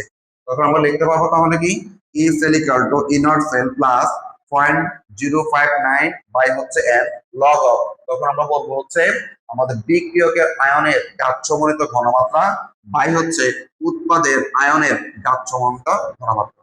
তাহলে আমরা এই যে চারটা সূত্র পড়লাম, আমরা যখন আমাদের সিকিউ কোশ্চেন গুলো করবো তখন তুমি যে কোনো একটা সূত্র দিয়ে আমাদের অঙ্ক করলে হবে, কোনো সমস্যা নাই। তাহলে আমাদের হচ্ছে প্রথম থেকে আবার একটু বলি, অনাদর্শ যে কোষ বিভক্ত হবে সেখানে আমাদেরকে একটা বিক্রিয়া লক্ষ্য রাখতে হবে যেখানে কোন একটি ধাতু ইলেকট্রন ত্যাগ করে আয়নে কনভার্ট হবে এবং একই সাথে কোন একটি আয়ন ইলেকট্রন গ্রহণ করে ধাতুতে রূপান্তরিত হবে। এরকম একটা বিক্রিয়া থেকে আমরা যদি আমাদের অনাদর্শ কোষ বিভক্ত বের করতে যাই তাহলে আমাদের সূত্র হবে কি E cell equal to E nought cell minus R T by n F ln of উৎপাদের আয়নের ঘাত সমন্বিত ঘনমাত্রা বাই হচ্ছে বিক্রিয়কের আয়নের ঘাত সমন্বিত ঘনমাত্রা। আবার আমরা চাইলে এই সূত্রে লন এর পরিবর্তে যদি লগ এর দ্বারা প্রকাশ করতে চাই, তাহলে আমরা জাস্ট হচ্ছে লন ইকুয়াল টু যেটা জানতাম যে 2.303 লগ, তাহলে লন এর জায়গায় লগ ব্যবহার করলে 2.303 আমরা গুণ করব। আবার এখান থেকে আমাদের এই সূত্রগুলোতে আমরা আর এর মান, তাপমাত্রা মান, এফ এর মান যেহেতু আমরা ফিক্সড মান জানি, সেগুলা বসাইয়া আমরা কি করতে পারি, আমাদের আরেকটা সূত্র প্রকাশ করতে পারি। তখন সেটাকে আমরা লিখতে পারবো E cell equal to E nought cell minus 0.059 by হচ্ছে এন, শুধুমাত্র আমাদের এন এর মানটা লাগবে। লগ অফ উৎপাদের ঘাত সম্মিলিত আয়নের ঘনমাত্রা বাই হচ্ছে বিক্রিয়কের ঘাত সম্মিলিত আয়নের ঘনমাত্রা। আর এই সূত্রটা এবং এই সূত্রটার মধ্যে পার্থক্যটা হচ্ছে, এখানে আমরা সূত্র মাইনাসের পরিবর্তে যদি প্লাস করি, তাহলে আমাদের হচ্ছে নিচের অংশটা উপরে উঠে যাবে, উপরটা কোথায় চলে আসবে, নিচে চলে আসবে। অর্থাৎ তখন সূত্র হবে আমাদের উৎপাদের বিক্রিয়কের আয়নের ঘনমাত্রা বাই হচ্ছে উৎপাদের আয়নের ঘনমাত্রা। তাহলে আমাদের হচ্ছে এই এই যে সমীকরণটা, এটাকে বলা হয় নাসকের সমীকরণ। এই সমীকরণটা বা এই সূত্রটা আমরা কখন অ্যাপ্লাই করব, যখন আমরা অনাদর্শ কোষ বিভব বের করব, তখন হচ্ছে আমরা এই ফরম্যাটে অঙ্ক করতে হবে। এখন একটা কথা আছে, সেটা হচ্ছে কষ্ট যখন আমাদেরকে ম্যাথ গুলো দেওয়া হয়, তখন কিন্তু আদর্শ বা অনাদর্শ কোষ বিভব বের করো এরকম কিন্তু কোনো কথা বলা হয় না। আমাদেরকে বলবে জাস্ট হচ্ছে কোষ বিভব নির্ণয় করো বা ইএমএফ নির্ণয় করো বা তড়িৎ চালক বল নির্ণয় করো। এখন তুমি কিভাবে বুঝবা যে আমি কি আদর্শ কোষ বিভব বের করব নাকি অনাদর্শ কোষ বিভব বের করব? এটা পুরোটাকে ক্লারিফাই করার জন্য আমরা বুঝবো এইভাবে, আমাদের যদি প্রশ্নে ঘনমাত্রা দেওয়া না থাকে, খেয়াল করো, প্রশ্ন যদি আমাদের কোনো ঘনমাত্রা দেওয়া না থাকে, দেখেন প্রশ্নে ঘনমাত্রা দেওয়া না থাকলে আমরা তখন হচ্ছে আদর্শ কোষ বিভবটা নির্ণয় করব। আর যদি প্রশ্নে যদি আমাদের ঘনমাত্রা দেওয়া থাকলে অনাদর্শ কোষ বিভব নির্ণয় করব। তার মানে কখন আদর্শ বের করব আর কখন অনাদর্শ বের করব, তার জন্য নিয়মটা হচ্ছে প্রশ্নে যদি কোনো ঘনমাত্রার মান থাকে, তখন হচ্ছে আমরা আদর্শ কোষ বিভবটা বের করব। আর যদি আমাদের প্রশ্নে কোনো ঘনমাত্রা দেওয়া, সরি, প্রশ্নে যদি ঘনমাত্রা দেওয়া না থাকে, তাহলে আমরা ব্যবহার করব হচ্ছে আদর্শ কোষ বিভব। আর যদি প্রশ্নে কোনো কারণে ঘনমাত্রা দেওয়া থাকে, তখন আমরা ব্যবহার করব হচ্ছে অনাদর্শ কোষ বিভব। তাহলে কোষ বিভব বের করার জন্য প্রশ্নের দেওয়া মান দেখতে হবে এবং সেখানে আমরা দেখব ঘনমাত্রা মান দেওয়া আছে কি নাই। যদি ঘনমাত্রা দেওয়া না থাকে, তাহলে আদর্শটা বের করব। আর যদি দেওয়া থাকে, তাহলে হচ্ছে আমাদের অনাদর্শটা আমরা বের করব। আচ্ছা, এরপর চলে আসবো হচ্ছে আমাদের এই যে কোষ বিভব গুলো আমরা নির্ণয় করব, আমাদের এই ম্যাথ গুলো করার ক্ষেত্রে আমাদের বইয়ের যে নিয়ম বা হচ্ছে আমরা যখন সিকিউ গুলো করতে যাই, আমাদের কিন্তু বেশ কনফিউশন কাজ করে এবং ভুল হওয়ার সম্ভাবনা খুব বেশি থাকে। তো যেন ভুলটা না হয়, এই জন্য আমরা একটা জিনিস জানবো এবং এই জিনিসগুলো যখন তোমরা জানবা, অঙ্কগুলো করতে আমাদের জন্য খুবই সহজ হয়ে যাবে। তো আমরা কি লিখতে পার, যে কোষ বিভব নির্ণয়ের অপিতয় বিষয়, মানে আমরা একটা কোষ বিভব নির্ণয় করার জন্য কি কি জিনিসগুলো আমাদেরকে মনে রাখতে হবে। নাম্বার ওয়ান হচ্ছে আমাদের, দেখেন, অ্যানোডে ধাতু ইলেকট্রন ত্যাগ করে ধাতব আয়নে পরিণত হয়। মানে আমাদের এই কোষ বিভব নির্ণয় করার জন্য আমাদের কিন্তু দুটা বিক্রিয়া কমন থাকবে, একটা হচ্ছে আমাদের অ্যানোডের বিক্রিয়া এবং হচ্ছে ক্যাথোডের বিক্রিয়া। তাহলে আমরা কিন্তু পড়ছিলাম যে আমাদের অ্যানোডের জারণ বিক্রিয়া হবে, ক্যাথোডের বিজারণ বিক্রিয়া হবে, এবং বিক্রিয়া কেমন হবে বা তার রূপটা কেমন হবে সেটা আমরা বলে দিলাম। যে অ্যানোডে কোন একটি ধাতু ইলেকট্রন ত্যাগ করে তার আয়নে পরিণত হবে। তার মানে অ্যানোডে বিক্রিয়াটা হবে, বিক্রিয়ার শুরুতে থাকবে ধাতু, বিক্রিয়ার পরে হবে সেটা আয়ন। এবং এই ধাতু থেকে যখন আয়ন আসবে, তখন সে আসলে কি করে বলতো, ইলেকট্রন ত্যাগ করে। তাহলে অ্যানোডে বিক্রিয়ার রূপটা কেমন হবে, বিক্রিয়ার আগে ধাতু থাকবে, বিক্রিয়ার পরে কি হয়ে যাবে, তো আয়নে রূপান্তরিত হবে। এই যে ধাতু থেকে আয়নে গেল, কিভাবে গেল, ইলেকট্রন ত্যাগ করে। এবার আমরা আসবো আমাদের ক্যাথোডে ধাতব আয়ন। ক্যাথোডে ধাতব আয়ন ইলেকট্রন গ্রহণ করে ধাতুতে পরিণত হয়। তার মানে হচ্ছে অ্যানোডের বিক্রিয়া ঠিক বিপরীত হচ্ছে আমাদের ক্যাথোডের বিক্রিয়া।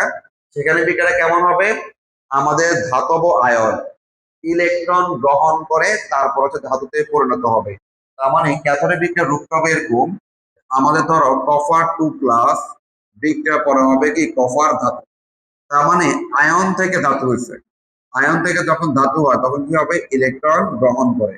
ঠিক আছে, তাহলে তোমরা যদি অ্যানোডের স্ট্রাকচারটা দেখো, আগে ধাতু পরে হচ্ছে কি বলতো আয়ন, আর ক্যাথোডের স্ট্রাকচার হচ্ছে কি আগে আয়ন পরে হচ্ছে কি বলতো ধাতু। তাহলে তোমরা কিন্তু এটা বুঝতে পারছো। আচ্ছা, এরপর দেখো তো পরবর্তী যে নিয়ম। আচ্ছা, আমরা অঙ্কগুলো করার ক্ষেত্রে আমাদের প্রশ্নে বিভব দেওয়া থাকে, অর্থাৎ দুইটা তড়িৎদ্বারের বিভব দেওয়া থাকবে। সেগুলো জারণ বিভব হতে পারে, আবার হচ্ছে বিজারণ বিভব হতে পারে।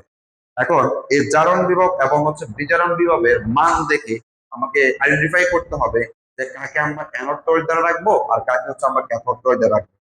তাহলে এই পুরোটা ডিপেন্ড করবে কষ্টে কি জারণ বিভব দেওয়া আছে নাকি বিজারণ বিভব দেওয়া আছে।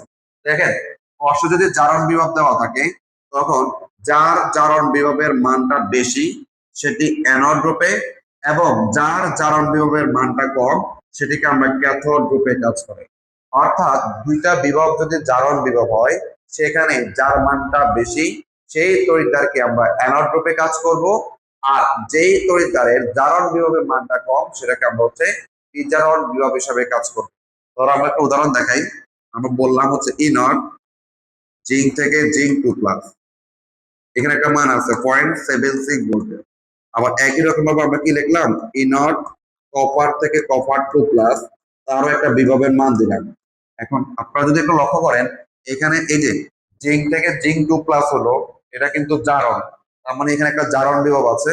আবার সেম ভাবে আমি যে লিখলাম কপার থেকে কপার 2+, এখানে একটা বিভবের মান আছে, এখানেও কিন্তু কপারে কি করছে, জারণ। তাহলে আমাদের দুইটাই তোমাকে জারণ বিভব দেওয়া আছে। প্রশ্ন হচ্ছে এখানে কাকে আমরা অ্যানোড তড়িৎদ্বার নিব, কাকে আমরা ক্যাথোড তড়িৎদ্বার হিসেবে নিব। আমরা যেটা বলছিলাম যে যার জারণ বিভবের মানটা বেশি হবে সেটাকে আমরা অ্যানোড রূপে কাজ করবে। তার মানে এই দুটা বিভবের মধ্যে যেহেতু আমাদের এখানে বিভবের মানটা কি বলতো বেশি, মানে আমাদের জিঙ্কের জারণ বিভবের মানটা বেশি, তার মানে আমরা বলতে পারবো যে আমাদের জিঙ্ক তড়িৎদ্বারটা হচ্ছে অ্যানোড, এবং আমাদের হচ্ছে কি কপার তড়িৎদ্বার তখন কি হিসাবে কাজ করবে, ক্যাথোড। দেখেন আবার বলছি, দুটি কোষের মধ্যে যার জারণ বিভবের মানটা পালাম সেখানকার ধাতুটা হচ্ছে অ্যানোড রূপে কাজ করবে, এবং যার জারণ বিভবের মানটা কম সেখানকার ধাতুটা হচ্ছে ক্যাথোড হিসাবে কাজ করে। আর একটা জিনিস মনে রাখবা, এখানে এগুলো হচ্ছে আমাদের কোষের সংকেত। এই যে জিঙ্ক থেকে জিঙ্ক 2+, এটা হচ্ছে কোষের সংকেত, বা কপার থেকে কপার 2+, এটা হচ্ছে কোষের সংকেত। কিন্তু তড়িৎদ্বার যখন তুমি বলবা তখন শুধুমাত্র ধাতু কাজ করে। কারণ আমরা যখন তড়িৎদ্বারটা তৈরি করি, তড়িৎদ্বার কিন্তু হচ্ছে দেখো কোন একটা ধাতুর তৈরি, কোন একটা কি বলতো ধাতুর তৈরি। দেখবা যেমন এখানে আমরা নিয়েছিলাম জিঙ্ক ধাতু, এখানে নিয়েছিলাম কি বলতো কপার ধাতু। তার মানে হচ্ছে আমরা যখন তড়িৎদ্বার বলবো তখন হচ্ছে শুধু ধাতুর নামটা বলবো, ধাতুর নামটা বলবো, ঠিক আছে। আচ্ছা, এবার আসো আরেকটা আছে, সেটা হচ্ছে যদি প্রশ্নে আমাদেরকে বিজারণ বিভব দেওয়া থাকে তখন যার বিজারণ বিভবের মান বেশি সেটি ক্যাথোড রূপে, এবং যার বিজারণ বিভবের মান কম সেটি অ্যানোড রূপে কাজ করে। অর্থাৎ আগেরটার হচ্ছে উল্টা। প্রশ্ন যদি আমাদেরকে আবার বিজারণ বিভব দেওয়া থাকে তাহলে যার বিজারণ বিভবের মানটা বেশি পাবো তাকে আমরা রাখবো হচ্ছে ক্যাথোডে, এবং যার বিজারণ বিভবের মানটা কম পাবো তাকে আমরা রাখবো হচ্ছে আমাদের অ্যানোডে। ধরো আমাদের যদি বিভবটা এরকম দেওয়া থাকে ই নট, এবার দেখো তো জিঙ্ক 2+ থেকে জিঙ্ক, এখানে একটা মান দিলাম -0.76 ভোল্টেজ। আবার আমরা লিখলাম হচ্ছে ই নট কপার 2+ থেকে কপার, তখন তার মানটা দিলাম 0.34 ভোল্টেজ। দেখেন এবার যে বিভবগুলো দেওয়া আছে আমরা যদি লক্ষ্য করি, জিঙ্ক 2+ থেকে জিঙ্ক ধাতু, অর্থাৎ আয়ন থেকে ধাতুতে রূপান্তর হয়েছে, তার মানে হচ্ছে এখানে বিজারণ ঘটছে। তাহলে এখানে জিঙ্কেরও একটা বিজারণ বিভব দেওয়া আছে, কপারও একটা বিজারণ বিভব দেওয়া আছে। আমরা কি বলছিলাম, যার বিজারণ বিভবটা বেশি হবে তাকে আমরা রাখবো হচ্ছে ক্যাথোডে, যার বিজারণ বিভবের মানটা কম হবে তাকে রাখবো হচ্ছে আমরা অ্যানোডে। যেহেতু এখানে জিঙ্ক অপেক্ষা কপারের বিজারণ বিভবের মানটা কি বলতো বেশি, তাহলে এটা কাজ করবে এখন ক্যাথোড হিসাবে, আর যার বিজারণ বিভবটা কম সে কাজ করবে কি অ্যানোড হিসাবে। তাহলে আমরা এখানে প্রকাশ করতে পারি যে ক্যাথোড হিসাবে কি কাজ করবে আমাদের হচ্ছে কপার তড়িৎদ্বার, এবং অ্যানোড হিসাবে কি কাজ করবে আমাদের হচ্ছে জিঙ্ক তড়িৎদ্বার। তাহলে খেয়াল করো বিভবের মান থেকে আমরা কিভাবে তড়িৎদ্বার আমরা নির্ণয় করব। যদি জারণ বিভব দেওয়া থাকে, যার জারণ বিভবের মানটা বেশি সেখানকার ধাতুকে অ্যানোড রূপে, এবং যার জারণ বিভবের মানটা কম সেখানকার ধাতুকে ক্যাথোড রূপে কাজ করে। আর যদি প্রশ্নে আমাদেরকে বিজারণ বিভব দেওয়া থাকে তাহলে যার বিজারণ বিভবের মানটা বেশি সেখানকার ধাতুকে ক্যাথোড রূপে, এবং যার বিজারণ বিভবের মানটা কম তাকে আমাদের সেখানকার ধাতুকে অ্যানোড রূপে কি করবে কাজ করবে। এই জিনিসটা আমাদের খুব ভালোভাবে জানতে হবে। আর একটা পয়েন্ট আমরা পড়বো, এটা আমাদের লাগবে, সেটা হচ্ছে আমাদের বলছে যার পাত্রে সংরক্ষণ করতে বলা হবে সেটি অ্যানোড রূপে, এবং যাকে সংরক্ষণ করতে বলা হবে সেটি ক্যাথোড রূপে কাজ করে। অর্থাৎ আমাদের একটা ম্যাথ আসে যে কোন একটা ধাতুকে অপর ধাতুর পাত্রে সংরক্ষণ করা যাবে কিনা। ফর এক্সাম্পল ধরো আমি বললাম যে কপার ধাতুকে লোহার পাত্রে সংরক্ষণ করা যাবে কিনা। এই অঙ্কগুলা করার জন্য আমাদের কিন্তু বিভব বের করতে হয়। সেই বিভব বের করার আগে তোমাকে অ্যানোডের বিক্রিয়া এবং ক্যাথোডের বিক্রিয়া দেখাতে হবে।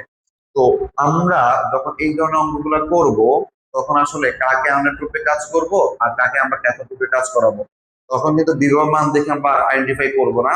তখন হচ্ছে যার পাত্রে আমরা সংরক্ষণ করতে যাব সেটাকে আমরা অ্যানোড হিসাবে কাজ করাবো, এবং যাকে সংরক্ষণ করতে আমাদের বলা হবে সেটাকে আমরা ক্যাথোড রূপে কাজ করব। তাহলে আমি যে তোমাকে বলছিলাম যে আমাদের কোন একটা কপার কপার ধাতুকে লোহার পাত্রে সংরক্ষণ করা যাবে কিনা। দেখেন আমি কোন পাত্রে বলছি, লোহার পাত্রে। তাহলে যে পাত্রের কথা বলবে সেটা কি হিসাবে কাজ করবে, অ্যানোড রূপে। আর কাকে আমরা সংরক্ষণ করতে যাচ্ছি, কপারকে। যাকে আমরা সংরক্ষণ করতে চাইবো সেইটাকে আমরা কাজ করব কি হিসাবে, ক্যাথোড রূপে।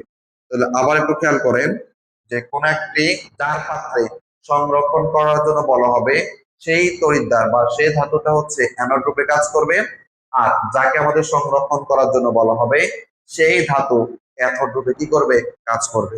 আবার বলছি, আমরা যদি কপার ধাতুকে লোহার পাত্রে সংরক্ষণ করতে বলা হয়, আমরা যার পাত্রের কথা বলা হবে সেটি অ্যানোড রূপে কাজ করবে, আর যাকে আমরা সংরক্ষণের জন্য বলা হবে সেটি ক্যাথোড রূপে কাজ করবে।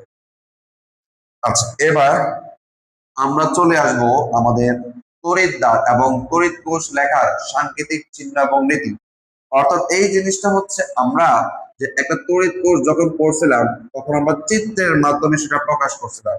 এখন এই জিনিসটাকে আমরা চিত্র বাদ দিয়ে যদি সাংকেতিক বা সংকেতের মাধ্যমে প্রকাশ করতে যাই, তার জন্য নিয়মগুলা কি।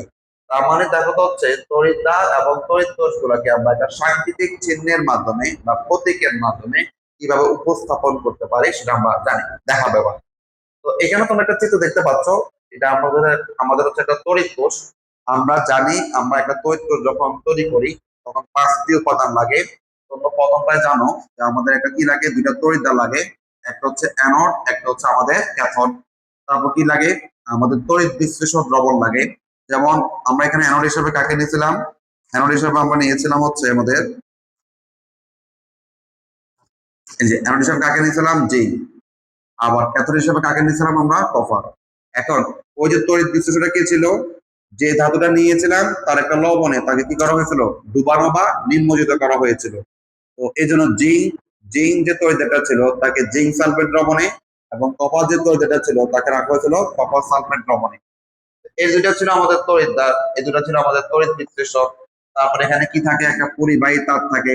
তারপরে এখানে কি থাকে, গ্যালভানোমিটার, অ্যামিটার বা ভোল্টমিটার। এবং বিক্রিয়া যদি দুই প্রকোষ্ঠ বিশিষ্ট হয় বা কোষ্ঠ যদি দুই প্রকোষ্ঠ বিশিষ্ট হয় তখন একটা লবণ সেতু ব্যবহার করা হয়। আর যদি এক প্রকোষ্ঠ হইতো তখন আমরা হচ্ছে একটা সচ্ছিদ্র পর্দা ব্যবহার করতাম। তাহলে আমরা এই যে কোষটা আছে এই কোষটাকে কিভাবে আমরা হচ্ছে বা সাংকেতিক চিহ্নের মাধ্যমে উপস্থাপন করতে পারি সেটা আমরা একটু দেখবো। কারণ আমাদের উদ্দীপক গুলা অনেক সময় চিত্রের মাধ্যমে দেয়, অনেক সময় হচ্ছে সংকেতের মাধ্যমে দেওয়া হয়। প্রথমে আমরা একটু আসি, কোষ সংকেত কিভাবে লিখবো। কি সংকেত লিখবো, কোষ সংকেত। দেখেন হচ্ছে বসে দুইটি অর্ধকোষ বা তড়িৎদ্বার দ্বারা গঠিত একটি পূর্ণাঙ্গ কোষ লেখার সময়, খেয়াল করেন একটা কোষ তৈরি করার জন্য দুটি অর্ধকোষ লাগবে, যে একটা অর্ধকোষ ধরে একটি অর্ধকোষ, কেমন এই দুটার সমন্বয়ে যদি আমরা একটা পূর্ণাঙ্গ কোষকে লিখতে চাই তখন বলছে যে তড়িৎদ্বারটিতে জারণ ঘটে তাকে বাম পাশে, যে তড়িৎদ্বারে জারণ ঘটবে তাকে আমরা রাখবো বাম পাশে। অর্থাৎ অ্যানোড যে তড়িৎদ্বারটা হবে তাকে আমরা রাখবো হচ্ছে বাম পাশে, এবং যে তড়িৎদ্বারে বিজারণ ঘটে তাকে আমরা রাখবো হচ্ছে ডান পাশে। তার মানে হচ্ছে ডান পাশে আমাদের চলে যাবে কে, ক্যাথোড। তাহলে আমাদের চিত্রে তখন তোমাদেরকে বলছিলাম আমাদের অ্যানোড তড়িৎদ্বার থাকে কোথায়, বাম পাশে, ক্যাথোড তড়িৎদ্বার চলে যায় কোথায়, ডান পাশে। অর্থাৎ একটা পূর্ণাঙ্গ কোষকে আমরা যখন লিখতে যাব তখন হচ্ছে বাম পাশে অ্যানোড তড়িৎদ্বার, ডান পাশে আমরা কি লিখবো, ক্যাথোড তড়িৎদ্বারটা লিখবো। ঠিক আছে। আচ্ছা, এবার আসেন এখানে একটা কথা আছে, যদি কোষটাতে আমরা দেখো উভয় অর্ধকোষের দুটি তড়িৎ বিশ্লেষকে সছিদ্র পর্দা দ্বারা যদি সরাসরি সংযোগ করা হয়, তখন উভয়ের মধ্যবর্তী স্থানে খাড়া রেখা একটি খাড়া রেখা স্থাপন করা হয়। আচ্ছা, এবার আসলে এটা জিনিসটা কি, ধরো আমরা আগে যদি আমাদের দুইটা অর্ধকোষকে আমরা সচিত্র পর্দা দ্বারা উপস্থাপন করতে যাই বা সংযোগ করতে চাই, তখন বলতে এরকম একটা খাড়া রেখা থাকবে এবং এই খাড়া রেখার দুটো অংশ, একটা বাম পাশ, একটা হচ্ছে আমাদের ডান পাশ। তাহলে বাম পাশে থাকবে আমাদের অ্যানোড, ডান পাশে থাকবে হচ্ছে আমাদের ক্যাথোড।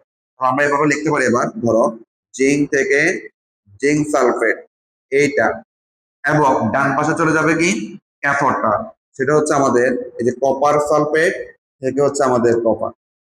আচ্ছা দেখেন, আমাদের হচ্ছে অ্যানোডের যে লেখার যে নিয়ম, সেটা আমরা কি বলছিলাম, সে ধাতু থেকে মূলত কোথায় আসে, আয়নে। আর ক্যাথোডে কি আসে, কপার আয়ন থেকে, বা আয়ন থেকে কোথায় আসবে, ধাতুতে আসবে।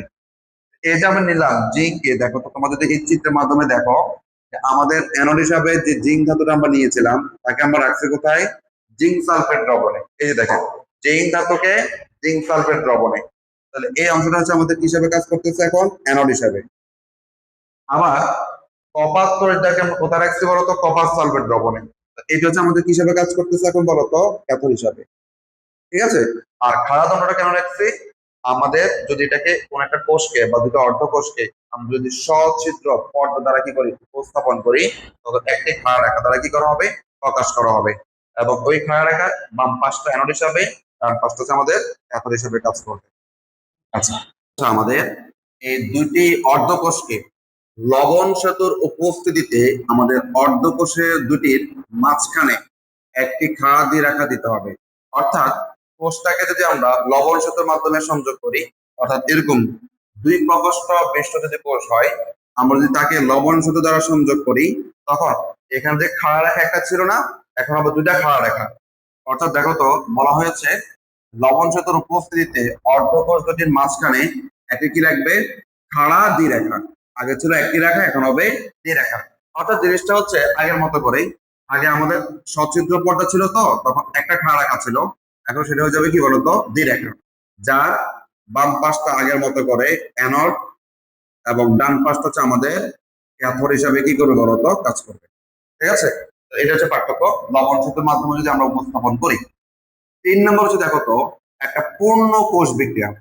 আমাদের একটা তড়িৎ কোষে আমাদের দুইটা অর্ধকোষ বিক্রিয়া পাওয়া যাবে।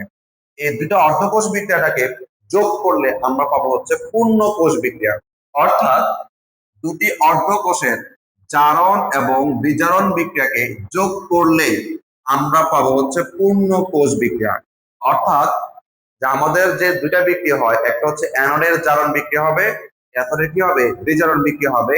সেই দুটি অর্ধকোষ বিক্রিয়াকে আমরা যদি যোগ করে দিই, তাহলে হচ্ছে আমাদের পাবো হচ্ছে পূর্ণ কোষ বিক্রিয়া। তাহলে আমরা একটা উদাহরণ তোমাদেরকে দেখাই। ধরা হচ্ছে আমাদের হচ্ছে একটা হবে জারণ অর্ধকোষ বিক্রিয়া, জারণ অর্ধকোষ বিক্রিয়া। সেটা কেমন, যেমন হচ্ছে আমরা বলছিলাম যে আমাদের অ্যানোডের বিক্রিয়া কেমন হয়, একটু আগে বলছিলাম, ধাতু ইলেকট্রন ত্যাগ করে আয়নে পরিণত হয়। তাহলে আমরা একটা ধাতু নিই, ধরো হচ্ছে জিঙ্ক ধাতু, যেটা বিক্রিয়ার পরে হবে জিঙ্ক 2+। এই যে জিঙ্ক থেকে জিঙ্ক 2+ পরিণত হলো, সেখানে কি হলো, দুটি ইলেকট্রন ত্যাগ করে। তাহলে ধাতু ইলেকট্রন ত্যাগ করে আয়নে আসলো, এটাকে আমরা হচ্ছে জারণ অর্ধকোষ বিক্রিয়া বলতে পারি। সেম ভাবে হচ্ছে আমাদের এবার যদি বিজারণ অর্ধবিক্রিয়া দেখাই বা বিজারণ অর্ধকোষ বিক্রিয়া দেখাই, বিজারণ অর্ধকোষ বিক্রিয়া। আচ্ছা, বিজারণ বিক্রিয়া কেমন হবে সেটা আমরা বলছিলাম যে আমাদের আয়ন ইলেকট্রন গ্রহণ করে কোথা যাবে বলতো, ধাতুতে রূপান্তরিত হবে। তাহলে আমরা ধরো একটা আয়ন নিলাম কপার 2+, বিক্রিয়া পরে সে কি হবে বলতো, কপার ধাতু। তার মানে এই কপার আয়ন কি করবে, দুটি ইলেকট্রন গ্রহণ করার মাধ্যমে কপার ধাতুতে পরিণত হবে। এই দুটো জিনিস ভালো করে মনে রাখবা। অ্যানোডে কি হয়েছিল, জারণ বিক্রিয়া কেমন হবে, ধাতু থেকে আয়ন, এবং বিজারণ বিক্রিয়া কেমন হবে, আয়ন থেকে ধাতু। এই যে দুটো আমরা অর্ধকোষ বিক্রিয়া পাইলাম জারণ এবং বিজারণ বিক্রিয়া থেকে, এই দুটাকে যোগ করে দিলে আমরা যেটা পাবো সেটাকে আমাদের বলা হচ্ছে পূর্ণ কোষ বিক্রিয়া। এই দুটোকে আমরা যোগ করে দিলে আমরা পাবো হচ্ছে পূর্ণ কোষ বিক্রিয়া, বা যোগ করে যদি পাই বা মোট বিক্রিয়া বলা হয় এটাকে। মোট বিক্রিয়া, কোষ বিক্রিয়া, পূর্ণ কোষ বিক্রিয়া সবই বলা যায়। তো যোগ করলে কি হবে দেখেন তো। যোগ করলে হবে জিঙ্ক যোগ কপার 2+। এখানে হচ্ছে মাইনাস ইলেকট্রন প্লাস ইলেকট্রন কি যাবে বলো তো, বাদ যাবে। তাহলে হচ্ছে কি থাকলো, জিঙ্ক 2+ যোগ হচ্ছে কপার। এটাকে বলা হচ্ছে আমাদের একটা পূর্ণ কোষ বিক্রিয়া। মানে হচ্ছে আমাদের দুটি একটি হচ্ছে দুটি অর্ধকোষ বিক্রিয়া, মানে হচ্ছে জারণ এবং যে বিজারণ বিক্রিয়াটা আছে তাদেরকে আমাদের যোগ করে দিই, তাহলে হচ্ছে আমাদের একটা পূর্ণ কোষ বিক্রিয়া আমরা পাবো। আচ্ছা, এবার এই যে আমরা এতটুকু আলোচনা করলাম, এরপর এখান থেকে আমরা সহজভাবে কোন একটা কোষকে মানে চিত্রের মাধ্যমে প্রকাশ না করে যদি সংকেতের মাধ্যমে প্রকাশ করতে চাই, তখন আমরা আসলে কিভাবে লিখতে পারি। দেখেন, কোষ সংকেত বা কোষের ডায়াগ্রাম এর বিভিন্ন প্রতীক এবং সাংকেতিক চিহ্ন সহ তাকে আমরা কিভাবে প্রকাশ করতে পারি। আচ্ছা, এটাকে প্রকাশ করার জন্য যদি তোমরা দেখো, আমরা একটু আগে যে চিত্রটা দেখাইছিলাম সেটার দিকে একটু কল্পনা করো। জাস্ট আমাদের দুটো অর্ধকোষ ছিল, একটাতে অ্যানোড ছিল, একটাতে কি ছিল বলতো, ক্যাথোড। এবং এখানে ছিল আমাদের জিঙ্ক, এখানে ছিল আমাদের ধরো কপার। এবং জিঙ্কটা কোথা ছিল, জিঙ্ক সালফেট দ্রবণে, এটা ছিল কি বলতো, কপার সালফেট দ্রবণে। আচ্ছা, দেখো এই যে জিঙ্ক সালফেট দ্রবণে জিঙ্কটা আসলে কত প্লাস, জিঙ্ক হচ্ছে 2+, মানে যখন আয়ন অবস্থা থাকে সে কিন্তু জিঙ্ক 2+। আর কপারটা কি হিসাবে আছে কপার সালফেট দ্রবণে, কপার আয়ন হিসাবে। তাহলে এখানে আমি দুইভাবে বলতে পারি যে জিঙ্ক দণ্ড জিঙ্ক সালফেট দ্রবণে, বা বলতে পারি জিঙ্ক দণ্ড জিঙ্ক আয়নের দ্রবণে। আবার এখানে আমরা বলতে পারি যে কপার ধাতু কপার সালফেট দ্রবণে, বা হচ্ছে কপার ধাতু কপার আয়নের দ্রবণে নিম্যোজিত করা আছে। এখন এই যে আমাদের দুটা কোষ আছে বা একটা কোষ আমাদের ড্র করলাম, এটাকে আমরা কিভাবে চিত্রের মাধ্যমে উপস্থাপন করতে পারি। যদি এটা আমাদের দুই প্রকোষ্ঠ বিশিষ্ট কোষ, তাকে আমরা একটা লবণ শুধু দ্বারা কি করব, সংযোগ করবো, কেমন। আচ্ছা, এখন দেখেন, যেহেতু আমাদের এটা দুই প্রকোষ্ঠ বিশিষ্ট কোষ, তাহলে আমরা প্রথমে একটি দ্বিরেখা দিব। বাম পাশটা অ্যানোড, ডান পাশটা কি হিসাবে কাজ করবে, ক্যাথোড হিসাবে কাজ করবে। তাহলে অ্যানোড হিসাবে কি থাকবে, জিঙ্ক ধাতু, যেটি পরবর্তীতে পরিণত হবে জিঙ্ক 2+ আয়ন হিসাবে। এবং ডান পাশে কি থাকবে, আমাদের ক্যাথোডটা, অর্থাৎ আগে হচ্ছে আমাদের কপার আয়ন, পরে হচ্ছে আমাদের কপার ধাতু। তাহলে এই অংশটা কি হিসাবে আছে আমাদের, এটা হচ্ছে আমাদের অ্যানোড হিসেবে থাকবে। আর এই পাশটা হচ্ছে আমাদের কি হিসাবে কাজ করবে, ক্যাথোড হিসাবে কাজ করবে। ঠিক আছে, এই যে দুইটা দণ্ড দেখতে পাচ্ছ, দ্বিরেখা, যেটাকে আমরা কি বলতে পারি, আমাদের লবণ সেতু। তাহলে এই যে আমাদের চিত্রের মাধ্যমে যে কোষটা আমরা উপস্থাপন করেছিলাম, তাকে যদি আমরা সাংকেতিক চিহ্নের মাধ্যমে উপস্থাপন করতে চাই, তাহলে আমরা কিভাবে লিখতে হবে। কিভাবে লিখলাম, লবণ সেতু ছিল এজন্য দ্বিরেখা, বাম পাশটা অ্যানোড হিসাবে কাজ করবে, সেটা কিভাবে, ধাতু থেকে আয়ন। আর ডান পাশটা আমাদের ক্যাথোড হিসেবে কাজ করবে, সেটা কিভাবে, আয়ন থেকে। ঠিক আছে, এটা হচ্ছে আমাদের হচ্ছে সাংকেতিক চিহ্নের মাধ্যমে কোষকে উপস্থাপন করার ফর্মুলা। আচ্ছা, এবার আমরা হচ্ছে এই যে আলোচনাগুলো আমরা করলাম, এই জিনিসগুলোকে তোমরা প্রাথমিকভাবে একটু মনে রাখার জন্য আমরা কয়েকটা ম্যাথ দেখাবো, তাহলে হচ্ছে আমাদের টপিকটা তোমাদের মোটামুটি একটু ক্লিয়ার হয়ে যাবে। আসলে হচ্ছে আমরা যদি ম্যাথটা শুরু করি, প্রথমটা হচ্ছে আমাদের প্রথম দুই তিনটা অঙ্ক তোমরা একটু ভালো করে সিনসিয়ার ভাবে দেখবা, তাহলে হচ্ছে তোমাদের পরবর্তী আর কনফিউশন গুলো হবে না। আসেন, প্রথমত হচ্ছে আমাদের এখানে দেওয়া আছে ই নট, অ্যালুমিনিয়াম থেকে অ্যালুমিনিয়াম 3+, এবং তার একটা বিভব দেওয়া আছে। এরপরে দেওয়া আছে যে ই নট ম্যাঙ্গানিজ থেকে ম্যাঙ্গানিজ 2+, তারও একটা বিভবের মান দেওয়া আছে। আমাকে বলছে এই দুইটা সমন্বয়ে গঠিত কোষের অর্ধকোষ বিক্রিয়া এবং একই সাথে কোষ বিক্রিয়া লিখব। অর্থাৎ আমরা যদি একটু লক্ষ্য করি, আমাদের এখানে দুইটা বিভব আছে, একটা হচ্ছে অ্যালুমিনিয়ামের, একটা হচ্ছে আমাদের ম্যাঙ্গানিজের। এখন এই যে তোমাকে দুইটা বিভব তোমাকে দিল, এই দুইটা বিভব কি বিভব দেখো তো, জারণ বিভব। কি বিভব, জারণ বিভব। কিভাবে হচ্ছে, ধাতু থেকে যখন আয়নে কনভার্ট হয় তখন আমরা সেটা বুঝি হচ্ছে জারণ। প্রশ্ন দেওয়া তোমাকে দুইটা জারণ বিভব দেওয়া আছে, তোমাকে দেখাতে বলছে এই দুজনের সমন্বয় যে গঠিত কোষটা হয় সেখানকার অর্ধকোষ বিক্রিয়া এবং হচ্ছে কোষ বিক্রিয়া। অর্ধকোষ বিক্রিয়া বলতে আমরা কি বুঝবো, অ্যানোডে বিক্রিয়া এবং হচ্ছে ক্যাথোডে বিক্রিয়া। আর কোষ বিক্রিয়া বলতে আমরা কি বুঝবো, ওই অ্যানোডে বিক্রিয়া এবং ক্যাথোডে বিক্রিয়া যোগ করলে তখন হচ্ছে আমাদের কোষ বিক্রিয়া আমরা পাবো। তাহলে জিনিসটা সহজ। আমরা এখানে আমাদের প্রশ্নে দুইটা বিভব দেওয়া আছে, দুইটাই হচ্ছে আমাদের জারণ বিভব। এই জারণ বিভবের মান দেখে আমরা অ্যানোড এবং ক্যাথোডের বিক্রিয়া দিব, যেগুলোকে আমরা অর্ধকোষ বিক্রিয়া বলি, এবং সেই বিক্রিয়াগুলোকে যোগ করলে আমরা পাবো হচ্ছে আমাদের কোষ বিক্রিয়া।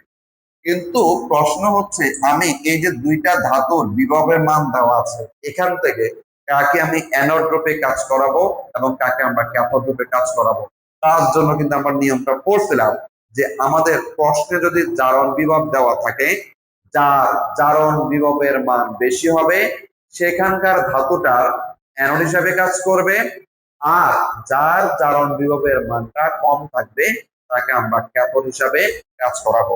তাহলে আমরা আমাদের যেটা দেওয়া আছে আমরা শুরু করি। আমাদের দেওয়া আছে আমাদের দেখেন তো দুইটা বিভব আছে, ই নট অ্যালুমিনিয়াম থেকে অ্যালুমিনিয়াম 3+ মানটা হচ্ছে 1.66 ভোল্টেজ, ই নট ম্যাঙ্গানিজ থেকে ম্যাঙ্গানিজ 2+, তার একটা মান আছে আমাদের +1.18 ভোল্টেজ। খেয়াল করো কষ্টে কিন্তু দুইটা কি বিভব দেওয়া আছে, জারণ বিভব দেওয়া আছে। এখন এখানে কে অ্যানোড হিসাবে কাজ করবে, যার জারণ বিভবের মানটা বেশি, আর কে ক্যাথোড হিসাবে কাজ করবে, যার জারণ বিভবের মানটা কম। তো দুইটা বিভবের মধ্যে আমরা যদি দেখি আমাদের অ্যালুমিনিয়ামের জারণ বিভবের মানটা কি বলতো বেশি, তাহলে অ্যালুমিনিয়াম তড়িৎদ্বার অ্যানোড হিসাবে কাজ করবে, আর ম্যাঙ্গানিজ তড়িৎদ্বারের যেহেতু জারণ বিভবের মানটা কম, সেটা কি হিসাবে কাজ করবে, ক্যাথোড রূপে কাজ করবে। তাহলে আমরা এখান থেকে বলতে পারি যে আমাদের ই নট অ্যালুমিনিয়াম থেকে aluminium 3+ greater than E not manganese থেকে ম্যাঙ্গানিজ 2+। অর্থাৎ এটা দ্বারা কি বুঝলাম যে ম্যাঙ্গানিজ তড়িৎদ্বারের জারণ বিভব অপেক্ষা অ্যালুমিনিয়াম তড়িৎদ্বারের জারণ বিভবের মানটা বেশি। তাহলে এখান থেকে আমরা এখন বলে ফেলতে পারি যে আমাদের সুতরাং অ্যালুমিনিয়াম তড়িৎদ্বার অ্যানোড রূপে এবং ম্যাঙ্গানিজ তড়িৎদ্বার ক্যাথোড রূপে কাজ করে। ম্যাঙ্গানিজ তড়িৎদ্বার হিসাবে কাজ করে, ক্যাথোড রূপে কাজ করে। খেয়াল করো এটা লেখার সময় একটা সময় রাখবা, যখন তুমি তড়িৎদ্বার বলবা তখন শুধু ধাতুর নামটা লিখবা। আমি যখন লিখলাম ই নট অ্যালুমিনিয়াম থেকে অ্যালুমিনিয়াম 3+, এটা হচ্ছে কোষের সংকেত। যখন তড়িৎদ্বার বলবো তখন শুধু ধাতুর নামটা বলবো। যেহেতু আমাদের অ্যালুমিনিয়ামের জারণ বিভবটা বেশি, তাকে আমরা নিয়ে যাচ্ছি অ্যানোডে, আর ম্যাঙ্গানিজের জারণ বিভবের মানটা কম, তাকে নিয়ে যাচ্ছি আমরা হচ্ছে ক্যাথোডে। এবার তোমার কাজ হচ্ছে আমাদের ওই যে দুটো অর্ধকোষ বিক্রিয়া চেয়েছে, তার মানে আমাদের জারণ বিক্রিয়া এমন কি দিবেন, বিজারণ বিক্রিয়া। তাহলে আমরা লিখি এবার অ্যানোডে জারণ বিক্রিয়া এবং হচ্ছে আমাদের ক্যাথোডে বিজারণ বিক্রিয়া।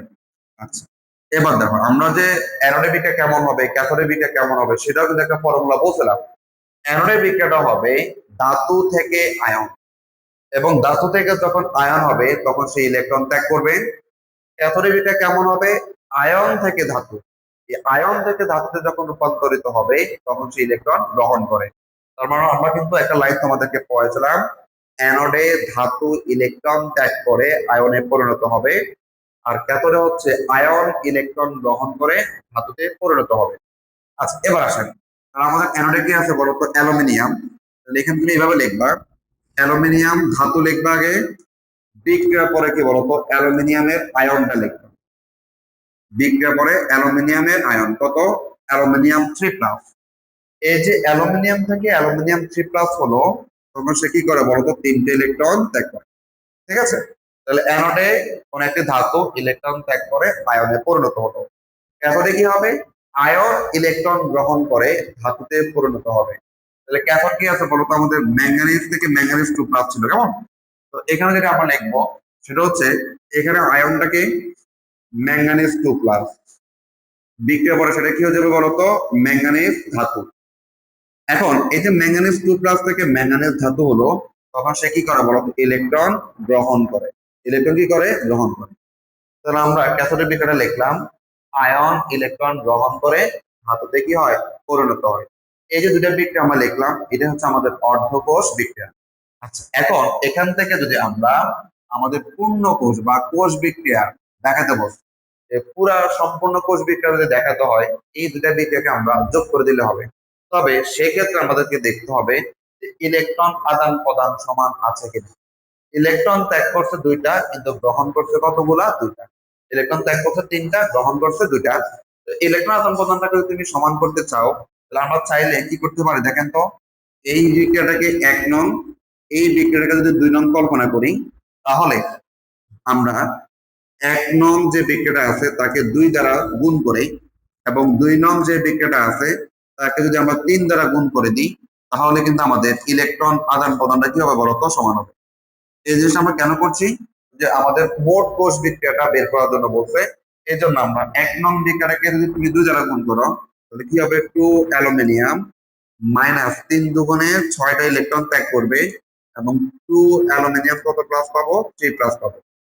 সেম ভাবে হচ্ছে 2 নং বিক্রিয়াটাকে আমরা গুণ করবো হচ্ছে আমাদের 3 দ্বারা, তাহলে এখানে আমরা লিখতে পারবো 3 ম্যাঙ্গানিজ 2+, 3 দুগুণে 6টা, তার মানে 6 ইলেকট্রন, এবং বিক্রিয়ার পর আমরা লিখতে পারবো 3 ম্যাঙ্গানিজ। ঠিক আছে? এবার জাস্ট তুমি তাদেরকে কি করে দিবা? যোগ করে দিলে আমাদের মোট কোষ বিক্রিয়াটা আমরা পেয়ে যাবো। এবার আমরা লিখতে পারি যে আমাদের কোষ বিক্রিয়া, এই যে যোগফল, তাহলে কি হবে এখানে? 2 অ্যালুমিনিয়াম যোগ হচ্ছে 3 ম্যাঙ্গানিজ 2+, -6 ইলেকট্রন +6 ইলেকট্রন কি যাবে বলো তো? বাদ যাবে। তাহলে হচ্ছে আমাদের থাকবে হচ্ছে উৎপাদে 2 অ্যালুমিনিয়াম 3+, এবং হচ্ছে 3 ম্যাঙ্গানিজ। ঠিক আছে? এটাই হচ্ছে আমাদের মোট কোষ বিক্রিয়া। তাহলে কোন একটা বিভব থেকে আমরা মান দেওয়া থাকলে অর্ধ কোষ বিক্রিয়া এবং মোট বিক্রিয়া কিভাবে বের করবো, এটা হচ্ছে তার ফর্মুলা। আচ্ছা, এরপর আমরা আর একটা উদাহরণ দেখি। এই উদাহরণগুলো কিন্তু আমাদের খুবই ইম্পর্টেন্ট, সিকিউ এর জন্য আমাদের প্রায় আসে পরীক্ষায়। আচ্ছা, এটা একটু দেখো, আমাদের প্রশ্নে আমাদের দুইটা বিভব দেওয়া আছে। লক্ষ্য করো, দুইটা বিভবের মধ্যে একটা হচ্ছে কি A2+ থেকে A, যার বিভবের মান দেওয়া আছে 0.40 ভোল্টের। এই যে A থেকে A2+ যখন আমরা বলবো, তখন তুমি কি বুঝবা? এটা একটা বিজারণ বিভব। কারণ আয়ন থেকে যখন ধাতুতে রূপান্তরিত হয়, তখন কিন্তু ইলেকট্রন গ্রহণ করে আসে। ইলেকট্রন গ্রহণ করাটাই হচ্ছে আমাদের বিজারণ। তার মানে এই আয়ন থেকে যে ধাতুতে রূপান্তরিত হলো, এবং সেখান থেকে যে বিভবটা আমরা দেখতে পাচ্ছি, এটি হচ্ছে একটি বিজারণ বিভব। সেম ভাবে আমাদের আরেকটি মান দেওয়া আছে B3+ থেকে B, সেখানে একটা বিভবের মান দেওয়া আছে। এই বিভবটা আমাদের কি বিভব? বিজারণ বিভব। আগের অঙ্কে আমরা যে ম্যাথটা করছিলাম, সেখানে কিন্তু দুটা জারণ বিভব দেওয়া ছিল। এখন প্রশ্ন কি দেওয়া আছে? দুটা আমাদের বিজারণ বিভব। এবার চলে আসবে আমাদের মূল প্রশ্ন কি বলছে।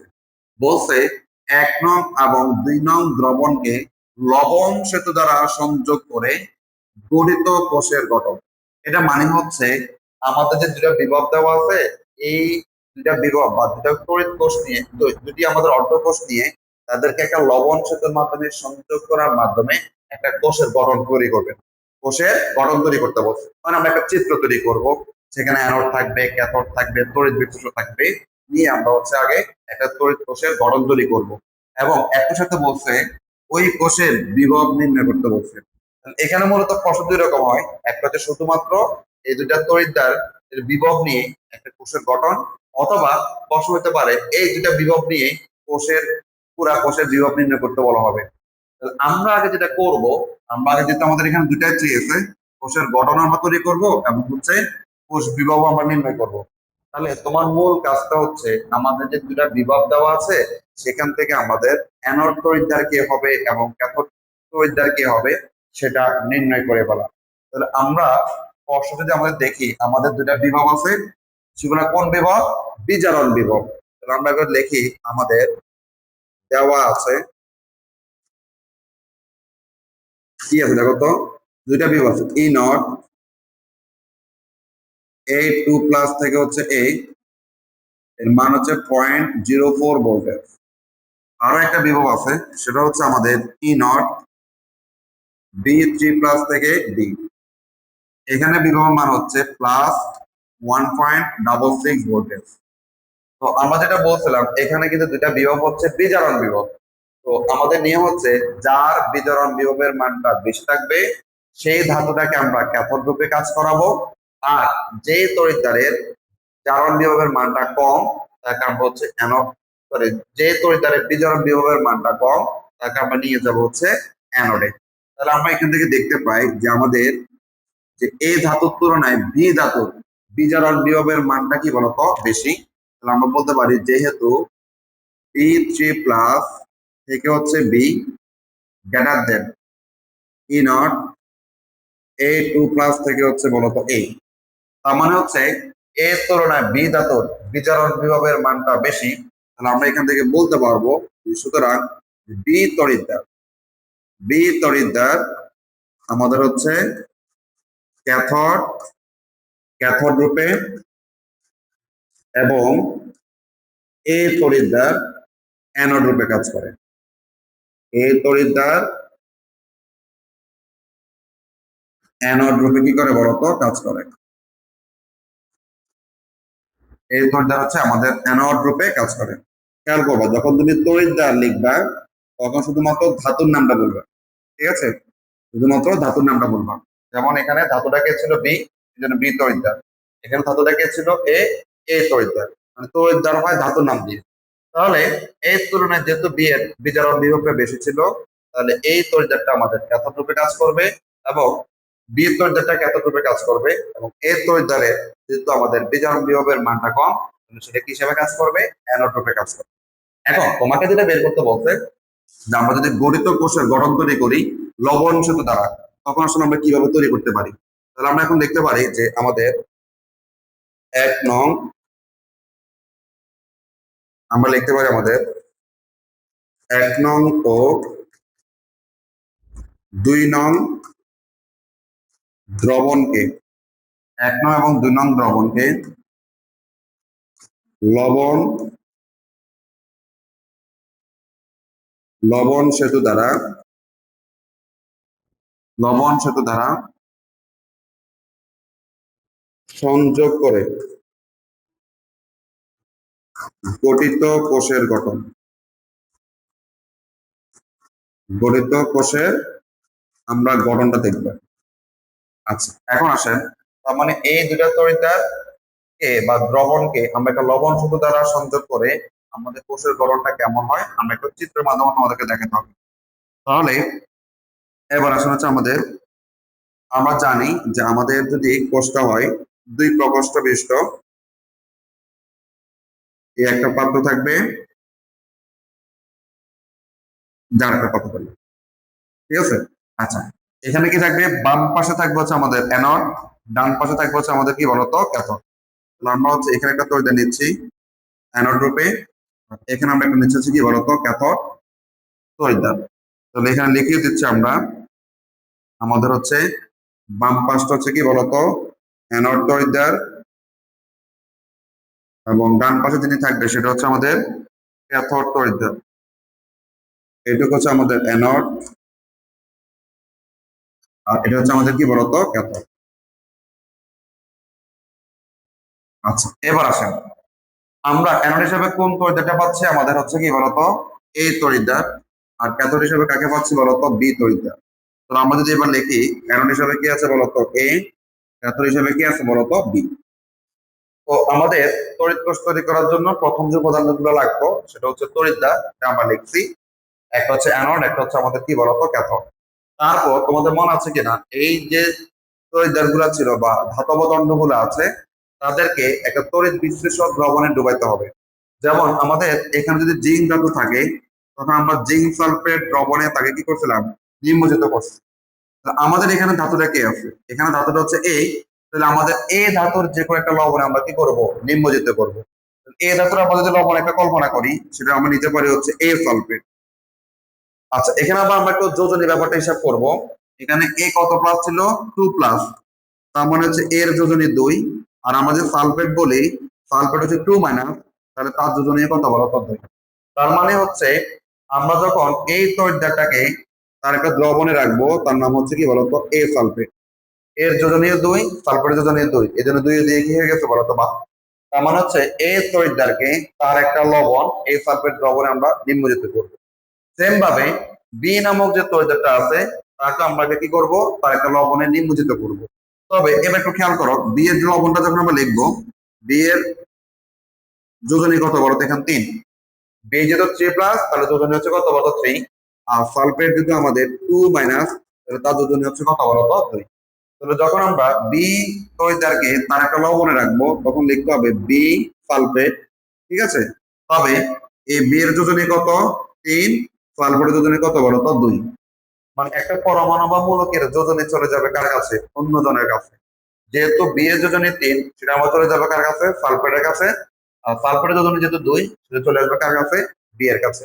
তাহলে আমরা কি করছি বলতো, আমাদের সেকেন্ড যে উপাদানটা ছিল তড়িৎ বিশ্লেষ, সেটা আমরা নিয়ে নিলাম।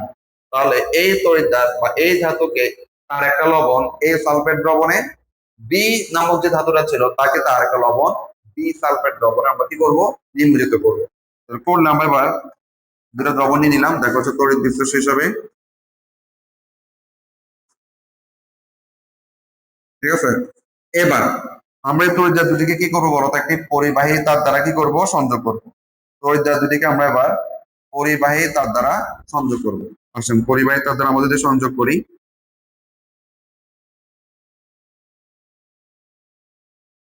এই যে পরিবাহী তার দ্বারা সংযোগ করা হবে।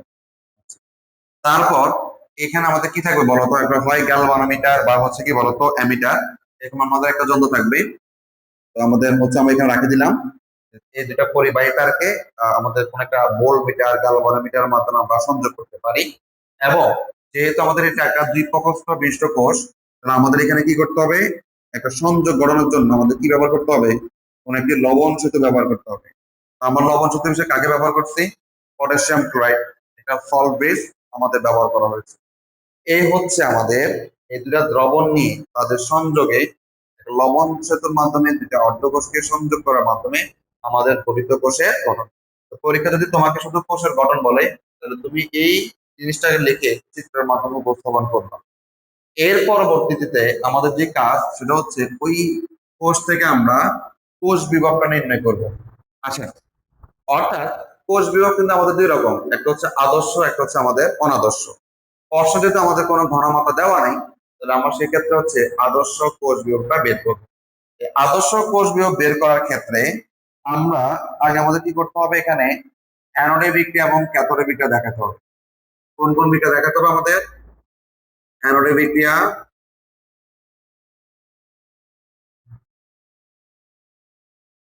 এবং হচ্ছে আমাদের ক্যাথোডে বিক্রিয়া।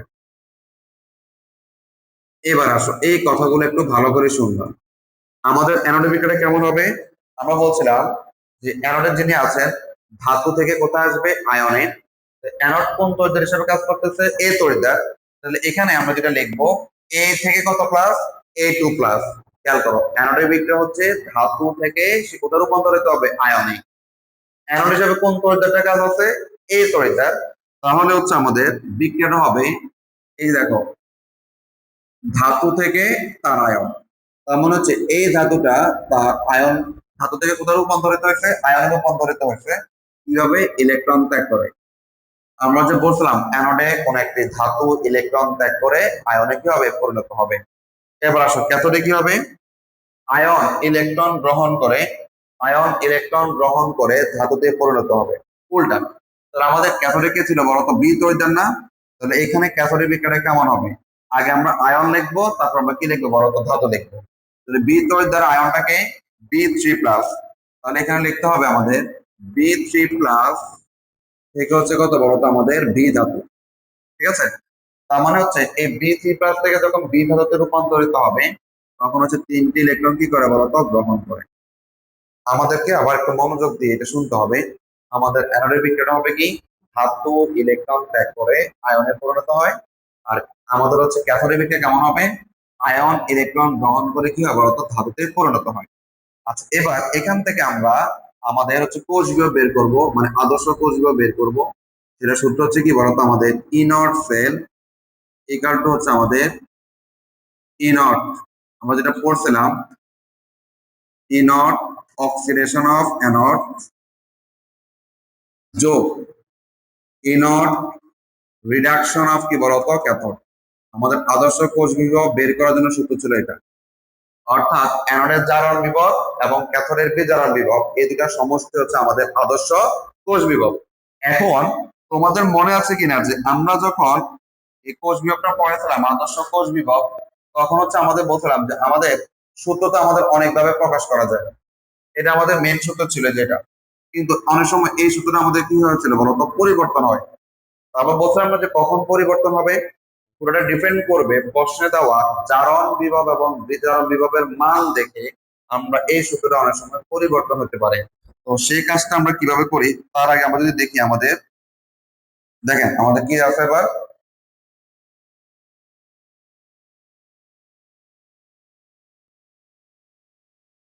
দেখো আমাদের এখানে আমি একটু দেখাই তোমাদেরকে যে আমাদের দুইটা বিভবের মান দেওয়া ছিল,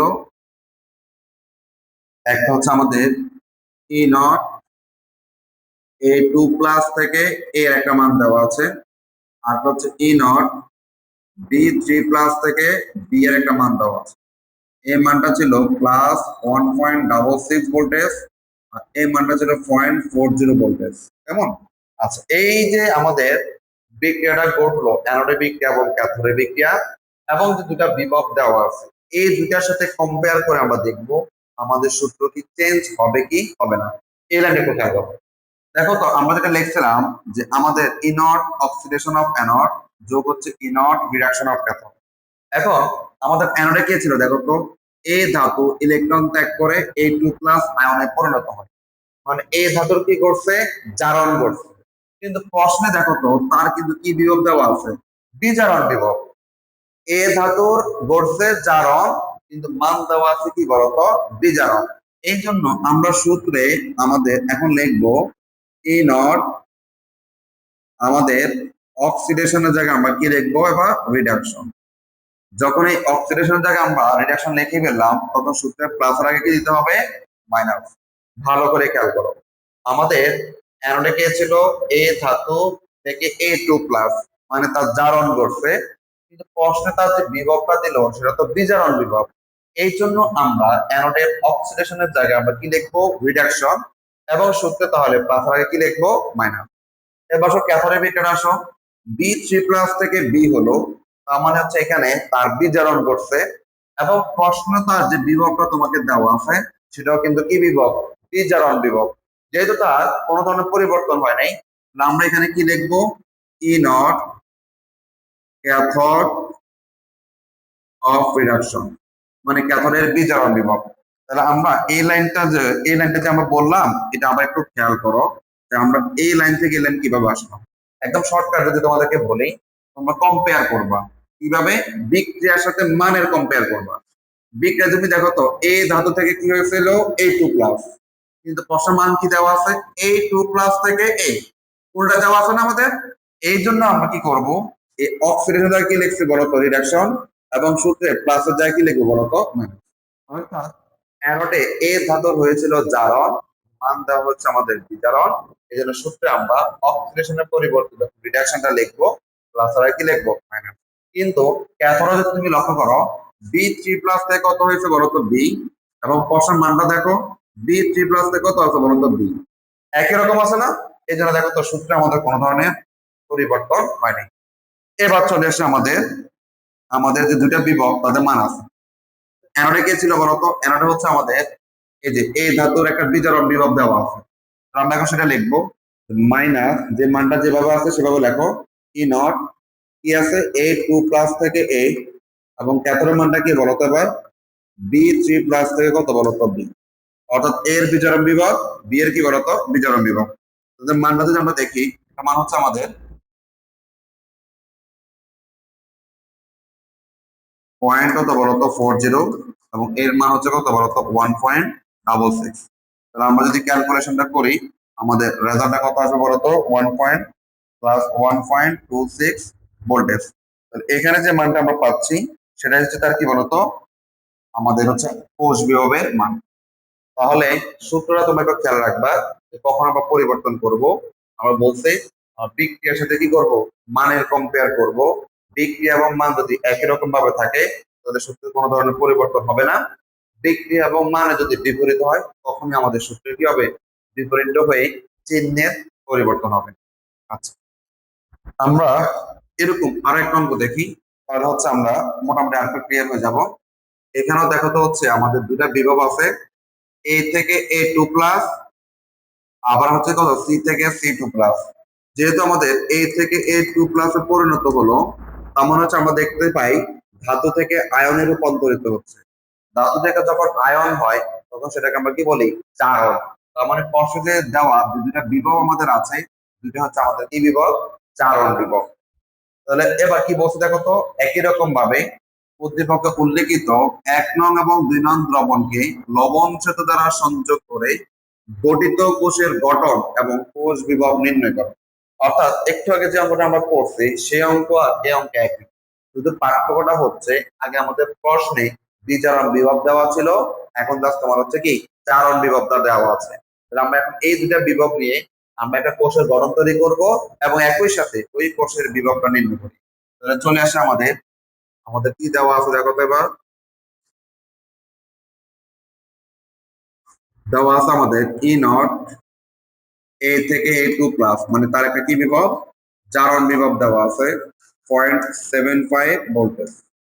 একই সাথে আমাদের দেওয়া আছে কার বলতো, সি থেকে C2+, তার মানটা হচ্ছে কত বলতো, +0.35 ভোল্টেজ।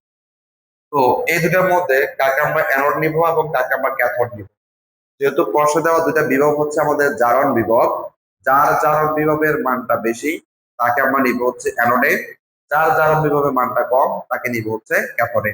তাহলে আমরা এখান থেকে আবার বলে ফেলতে পারি যে আমাদের কার মানটা দেওয়া বেশি আছে দেখো তো, এ তড়িৎদ্বারের জারণ বিভবের মানটা বেশি, সি তড়িৎদ্বারে কি বলতো জারণ বিভবের মানটা কম। তাহলে বলতে পারি এ থেকে A2+ greater than E0 C থেকে C2+। অর্থাৎ সি অপেক্ষা এ তড়িৎদ্বারের জারণ বিভবের মানটা বেশি। তাহলে আমরা বলতে পারি আমাদের যে তড়িৎদ্বার কে বলতো, এ তড়িৎদ্বার লিখবো, এ তড়িৎদ্বার অ্যানোড অ্যানোড রূপে এবং সি তড়িৎদ্বার এবং হচ্ছে আমাদের সি তড়িৎদ্বার কি রূপে কাজ করবে, ক্যাথোড রূপে কাজ করে। ঠিক আছে, তাহলে আমরা অ্যানোড এবং কে ক্যাথোড হিসেবে কাজ করবে সেটা পেয়ে গেছি। এখন হচ্ছে 1 নং এবং হচ্ছে 2 নং যে দুটা দ্রবণ আমাদের আছে তাদের সমন্বয়ে তাদেরকে আমরা একটা লবণ সেতুর মাধ্যমে সংযোগ করিয়ে আমাদের গঠিত কোষের চিত্র আঁকবো। 1 নং এবং 2 নং দ্রবণকে লবণ সেতু দ্বারা সংযোগ করে গঠিত কোষের গঠন, গঠিত কোষের আমরা গঠনটা দেখব। ঠিক আছে, তাহলে গঠিত কোষের গঠনটা কেমন হবে দেখেন।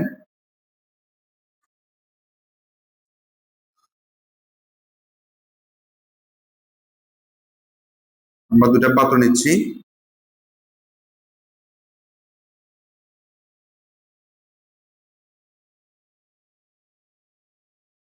তারপরে এখানে কি থাকবে, প্রথম উপাদানটা হচ্ছে কি তড়িৎদ্বার লাগবে। তাহলে আমরা দুটা তড়িৎদ্বার নিই,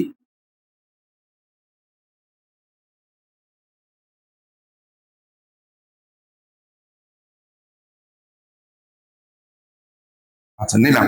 তাহলে আমাদের এখানে হচ্ছে বাম পাশের তড়িৎদ্বারটাকে আমরা কি বলি বলতো, অ্যানোড, আর ডান পাশটা হচ্ছে আমাদের কি বলতো, ক্যাথোড। নিলাম।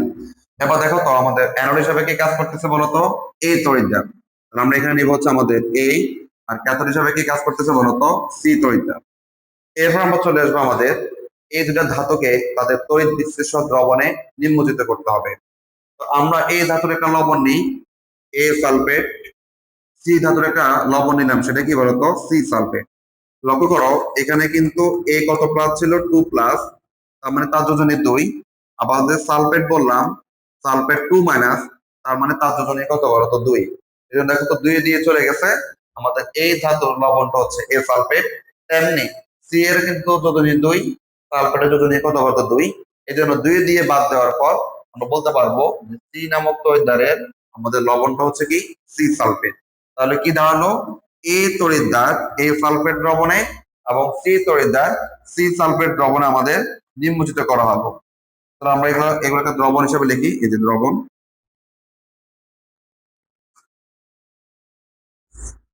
গেল। আচ্ছা, পরবর্তী কাজটা কি? পরবর্তী কাজটা হচ্ছে আমাদের যে দুটি তড়িৎদ্বার আছে তাদেরকে আমরা একটা পরিবাহী তারের মাধ্যমে কি করব, সংযোগ করাবো। তাহলে হচ্ছে এই হচ্ছে আমাদের একটা তড়িৎদ্বার, তাদেরকে আমরা পরিবাহী তারের মাধ্যমে সংযোগ করব, অ্যানোড এবং ক্যাথোড। এই হচ্ছে আমাদের একটা পরিবাহী তার। তো এখানে কি থাকে বলতো, আমাদের হয় হচ্ছে আমাদের গ্যালভানোমিটার বা অ্যামিটার বা হচ্ছে কি বলতো এরকম আমাদের যন্ত্র থাকে। এবং এই দুটা কোষকে আমরা কি করব, একটি লবণ সেতুর মাধ্যমে কি করব, সংযোগ করব। তাহলে এখানে লবণ সেতু হিসেবে তুমি পটাশিয়াম ক্লোরাইডের একটা লবণ ব্যবহার করতে পারো। এই হচ্ছে আমাদের এ এবং সি দুটি বিভবের মান দেওয়া ছিল, তাদেরকে সমন্বয় করে আমরা একটা লবণ সেতুর মাধ্যমে আমাদের যে গঠিত কোষের গঠন সেটা চিত্র হচ্ছে আমাদের এইভাবে। তাহলে আগেরটার মতো করে ছিল, আগে জাস্ট হচ্ছে আমাদের বিজারণ বিভব দেওয়া ছিল, এখন হচ্ছে আমাদের কি জারণ বিভব দেওয়া আছে। এবার আমাদের ওই একই কোষ থেকে আবার কি বের করতে বলছে, কোষ বিভব নির্ণয় করতে বলছে। এই পার্টটা তোমরা আবার একটু লক্ষ্য করবো। এই কোষ বিভব নির্ণয় করার জন্য আমাদের দুইটা বিক্রিয়া লাগবে, একটি হচ্ছে আমাদের অ্যানোডে বিক্রিয়া এবং হচ্ছে আমাদের ক্যাথোডে বিক্রিয়া। অ্যানোডে বিক্রিয়া এবং হচ্ছে আমাদের ক্যাথোডে বিক্রিয়া। অ্যানোডে বিক্রিয়া আমরা কি বলছিলাম, ধাতু ইলেকট্রন ত্যাগ করে আয়নে রূপান্তরিত হবে। আমাদের অ্যানোড রূপে কোন তড়িৎদ্বার কাজ করতেছে বলতো এ। তাহলে অ্যানোডের বিক্রিয়াটা হবে ধাতু ইলেকট্রন ত্যাগ করে আয়নে কি হবে বলতো পরিণত হবে। এবার আসো ক্যাথোডের বিক্রিয়া কেমন হবে, উল্টা, আয়ন ইলেকট্রন গ্রহণ করে ধাতুতে পরিণত হবে। আমাদের ক্যাথোডে কে কাজ করতেছে বলতো সি। তাহলে ক্যাথোডের বিক্রিয়াটা আমাদের হবে সি এর আয়ন দুটি ইলেকট্রন গ্রহণ করে সি ধাতুতে কি হবে বলতো পরিণত হবে। এ হচ্ছে আমাদের অ্যানোডে বিক্রিয়া এবং কি বিক্রিয়া, ক্যাথোডে বিক্রিয়া। এবার এখান থেকে আমরা যেটা বের করব, আমাদের কোষ বিভব মানে ই নট সেল সূত্রটা আমরা কি জানি, খেয়াল করো আমাদের যে মেইন যে সূত্রটা আমরা লিখে ফেলি, ই নট অক্সিডেশন অফ কত বলতো অ্যানোড যোগ ই নট রিডাকশন অফ কি বলতো ক্যাথোড। অর্থাৎ অ্যানোডের জারণ বিভব, ক্যাথোডের কি বলতো বিজারণ বিভব, এই দুটার সমষ্টি হচ্ছে আমাদের কোষ বিভব। এখন আমরা যে কথাটা বলি বারবার, সেটা হচ্ছে আমাদের এই সূত্রটা কি আসলে কোনো ধরনের পরিবর্তন হবে কিনা। এই পরিবর্তন হবে বা হবে না পুরোটা ডিপেন্ড করবে আমাদের যে প্রশ্নে দেওয়া যেটা বিভব দেওয়া ছিল তাদের মানের উপর। তো আমাদের প্রশ্নে এর একটা জারণ বিভব আছে, সি এর একটা কি আছে বলতো জারণ বিভব আছে। তো আমরা এবার একটু এটা লিখে তারপর আমরা একটু বুঝাই। আমাদের মানটা হচ্ছে কি, একটা হচ্ছে ই নট এ থেকে এ টু প্লাস, মান হচ্ছে +0.75 ভোল্টেজ। আর সি এর যে মানটা ছিল সি থেকে সি টু প্লাস, তার মানটা ছিল 0.4745, হ্যাঁ 35, সরি 0.35 ভোল্টেজ। ওকে, এবার আমরা এই সূত্রটা পরিবর্তন কিভাবে হবে কি হবে না ওটা ডিপেন্ড করবে আমরা বিক্রিয়ার সাথে মানের কম্পেয়ার করব। বিক্রিয়া যেভাবে ঘটছে মানও যদি আমরা সেভাবে পাই তাহলে আমাদের সূত্রে কোনো ধরনের পরিবর্তন হবে না। কিন্তু বিক্রিয়া যেভাবে ঘটছে মানে যদি তার বিপরীতটা লক্ষ্য করা যায় তখনই কেবল আমরা সূত্রে পরিবর্তন করব। দেখলাম এটা দেখো এভাবে চিন্তা ভাবনা করবা, আমরা বলছিলাম এ থেকে কত প্লাস হয়েছে এ টু প্লাস, প্রশ্ন দেওয়া মানটা কি আছে বলতো এ থেকে এ টু প্লাস, তার মানে কোনো ধরনের পরিবর্তন হয়নি। আমরা সূত্র কিন্তু কি লিখবো না, কোনো ধরনের পরিবর্তন হবে না। তখন আমরা লিখবো হচ্ছে ই নট অক্সিডেশন অফ কি বলতো অ্যানোড। দেখো অ্যানোডে কি করছে এ এর জারণ করছে, স্পর্শ কিন্তু এর কি বিভব দেওয়া আছে জারণ বিভবটা দেওয়া আছে, এই জন্য সূত্র আমাদের কোনো ধরনের পরিবর্তন হয় নাই। কিন্তু তোমরা যদি ক্যাথোডে লক্ষ্য করো ক্যাথোডে কি আছে দেখো তো এবার সি টু প্লাস থেকে কত হয়েছে বলো তো সি, কিন্তু প্রশ্ন মানটা কি দেওয়া আছে উল্টা, সি থেকে সি টু প্লাস, মানে হচ্ছে আমাদের ত্রি তড়িৎদ্বারের বিজারণ ঘটছে, প্রশ্নটা কি বিভব দেওয়া আছে, জারণ বিভব দেওয়া আছে। এই জন্য আমাদের কি করতে হবে এখন, এই অংশের সূত্রটা পরিবর্তন করতে হবে। আবার খেয়াল করো, আমাদের বিক্রিয়ায় সি টু প্লাস থেকে সি অর্থাৎ বিজারণ বিক্রিয়া সংঘটিত হয়েছে, কিন্তু প্রশ্ন যে বিভবটা দেওয়া আছে সেটা হচ্ছে সি থেকে সি টু প্লাস, মানে উল্টা জারণ বিভব দেওয়া আছে। এই জন্য আমরা এখানে কি লিখবো বলো তো, ই নট আমাদের হচ্ছে ক্যাথড,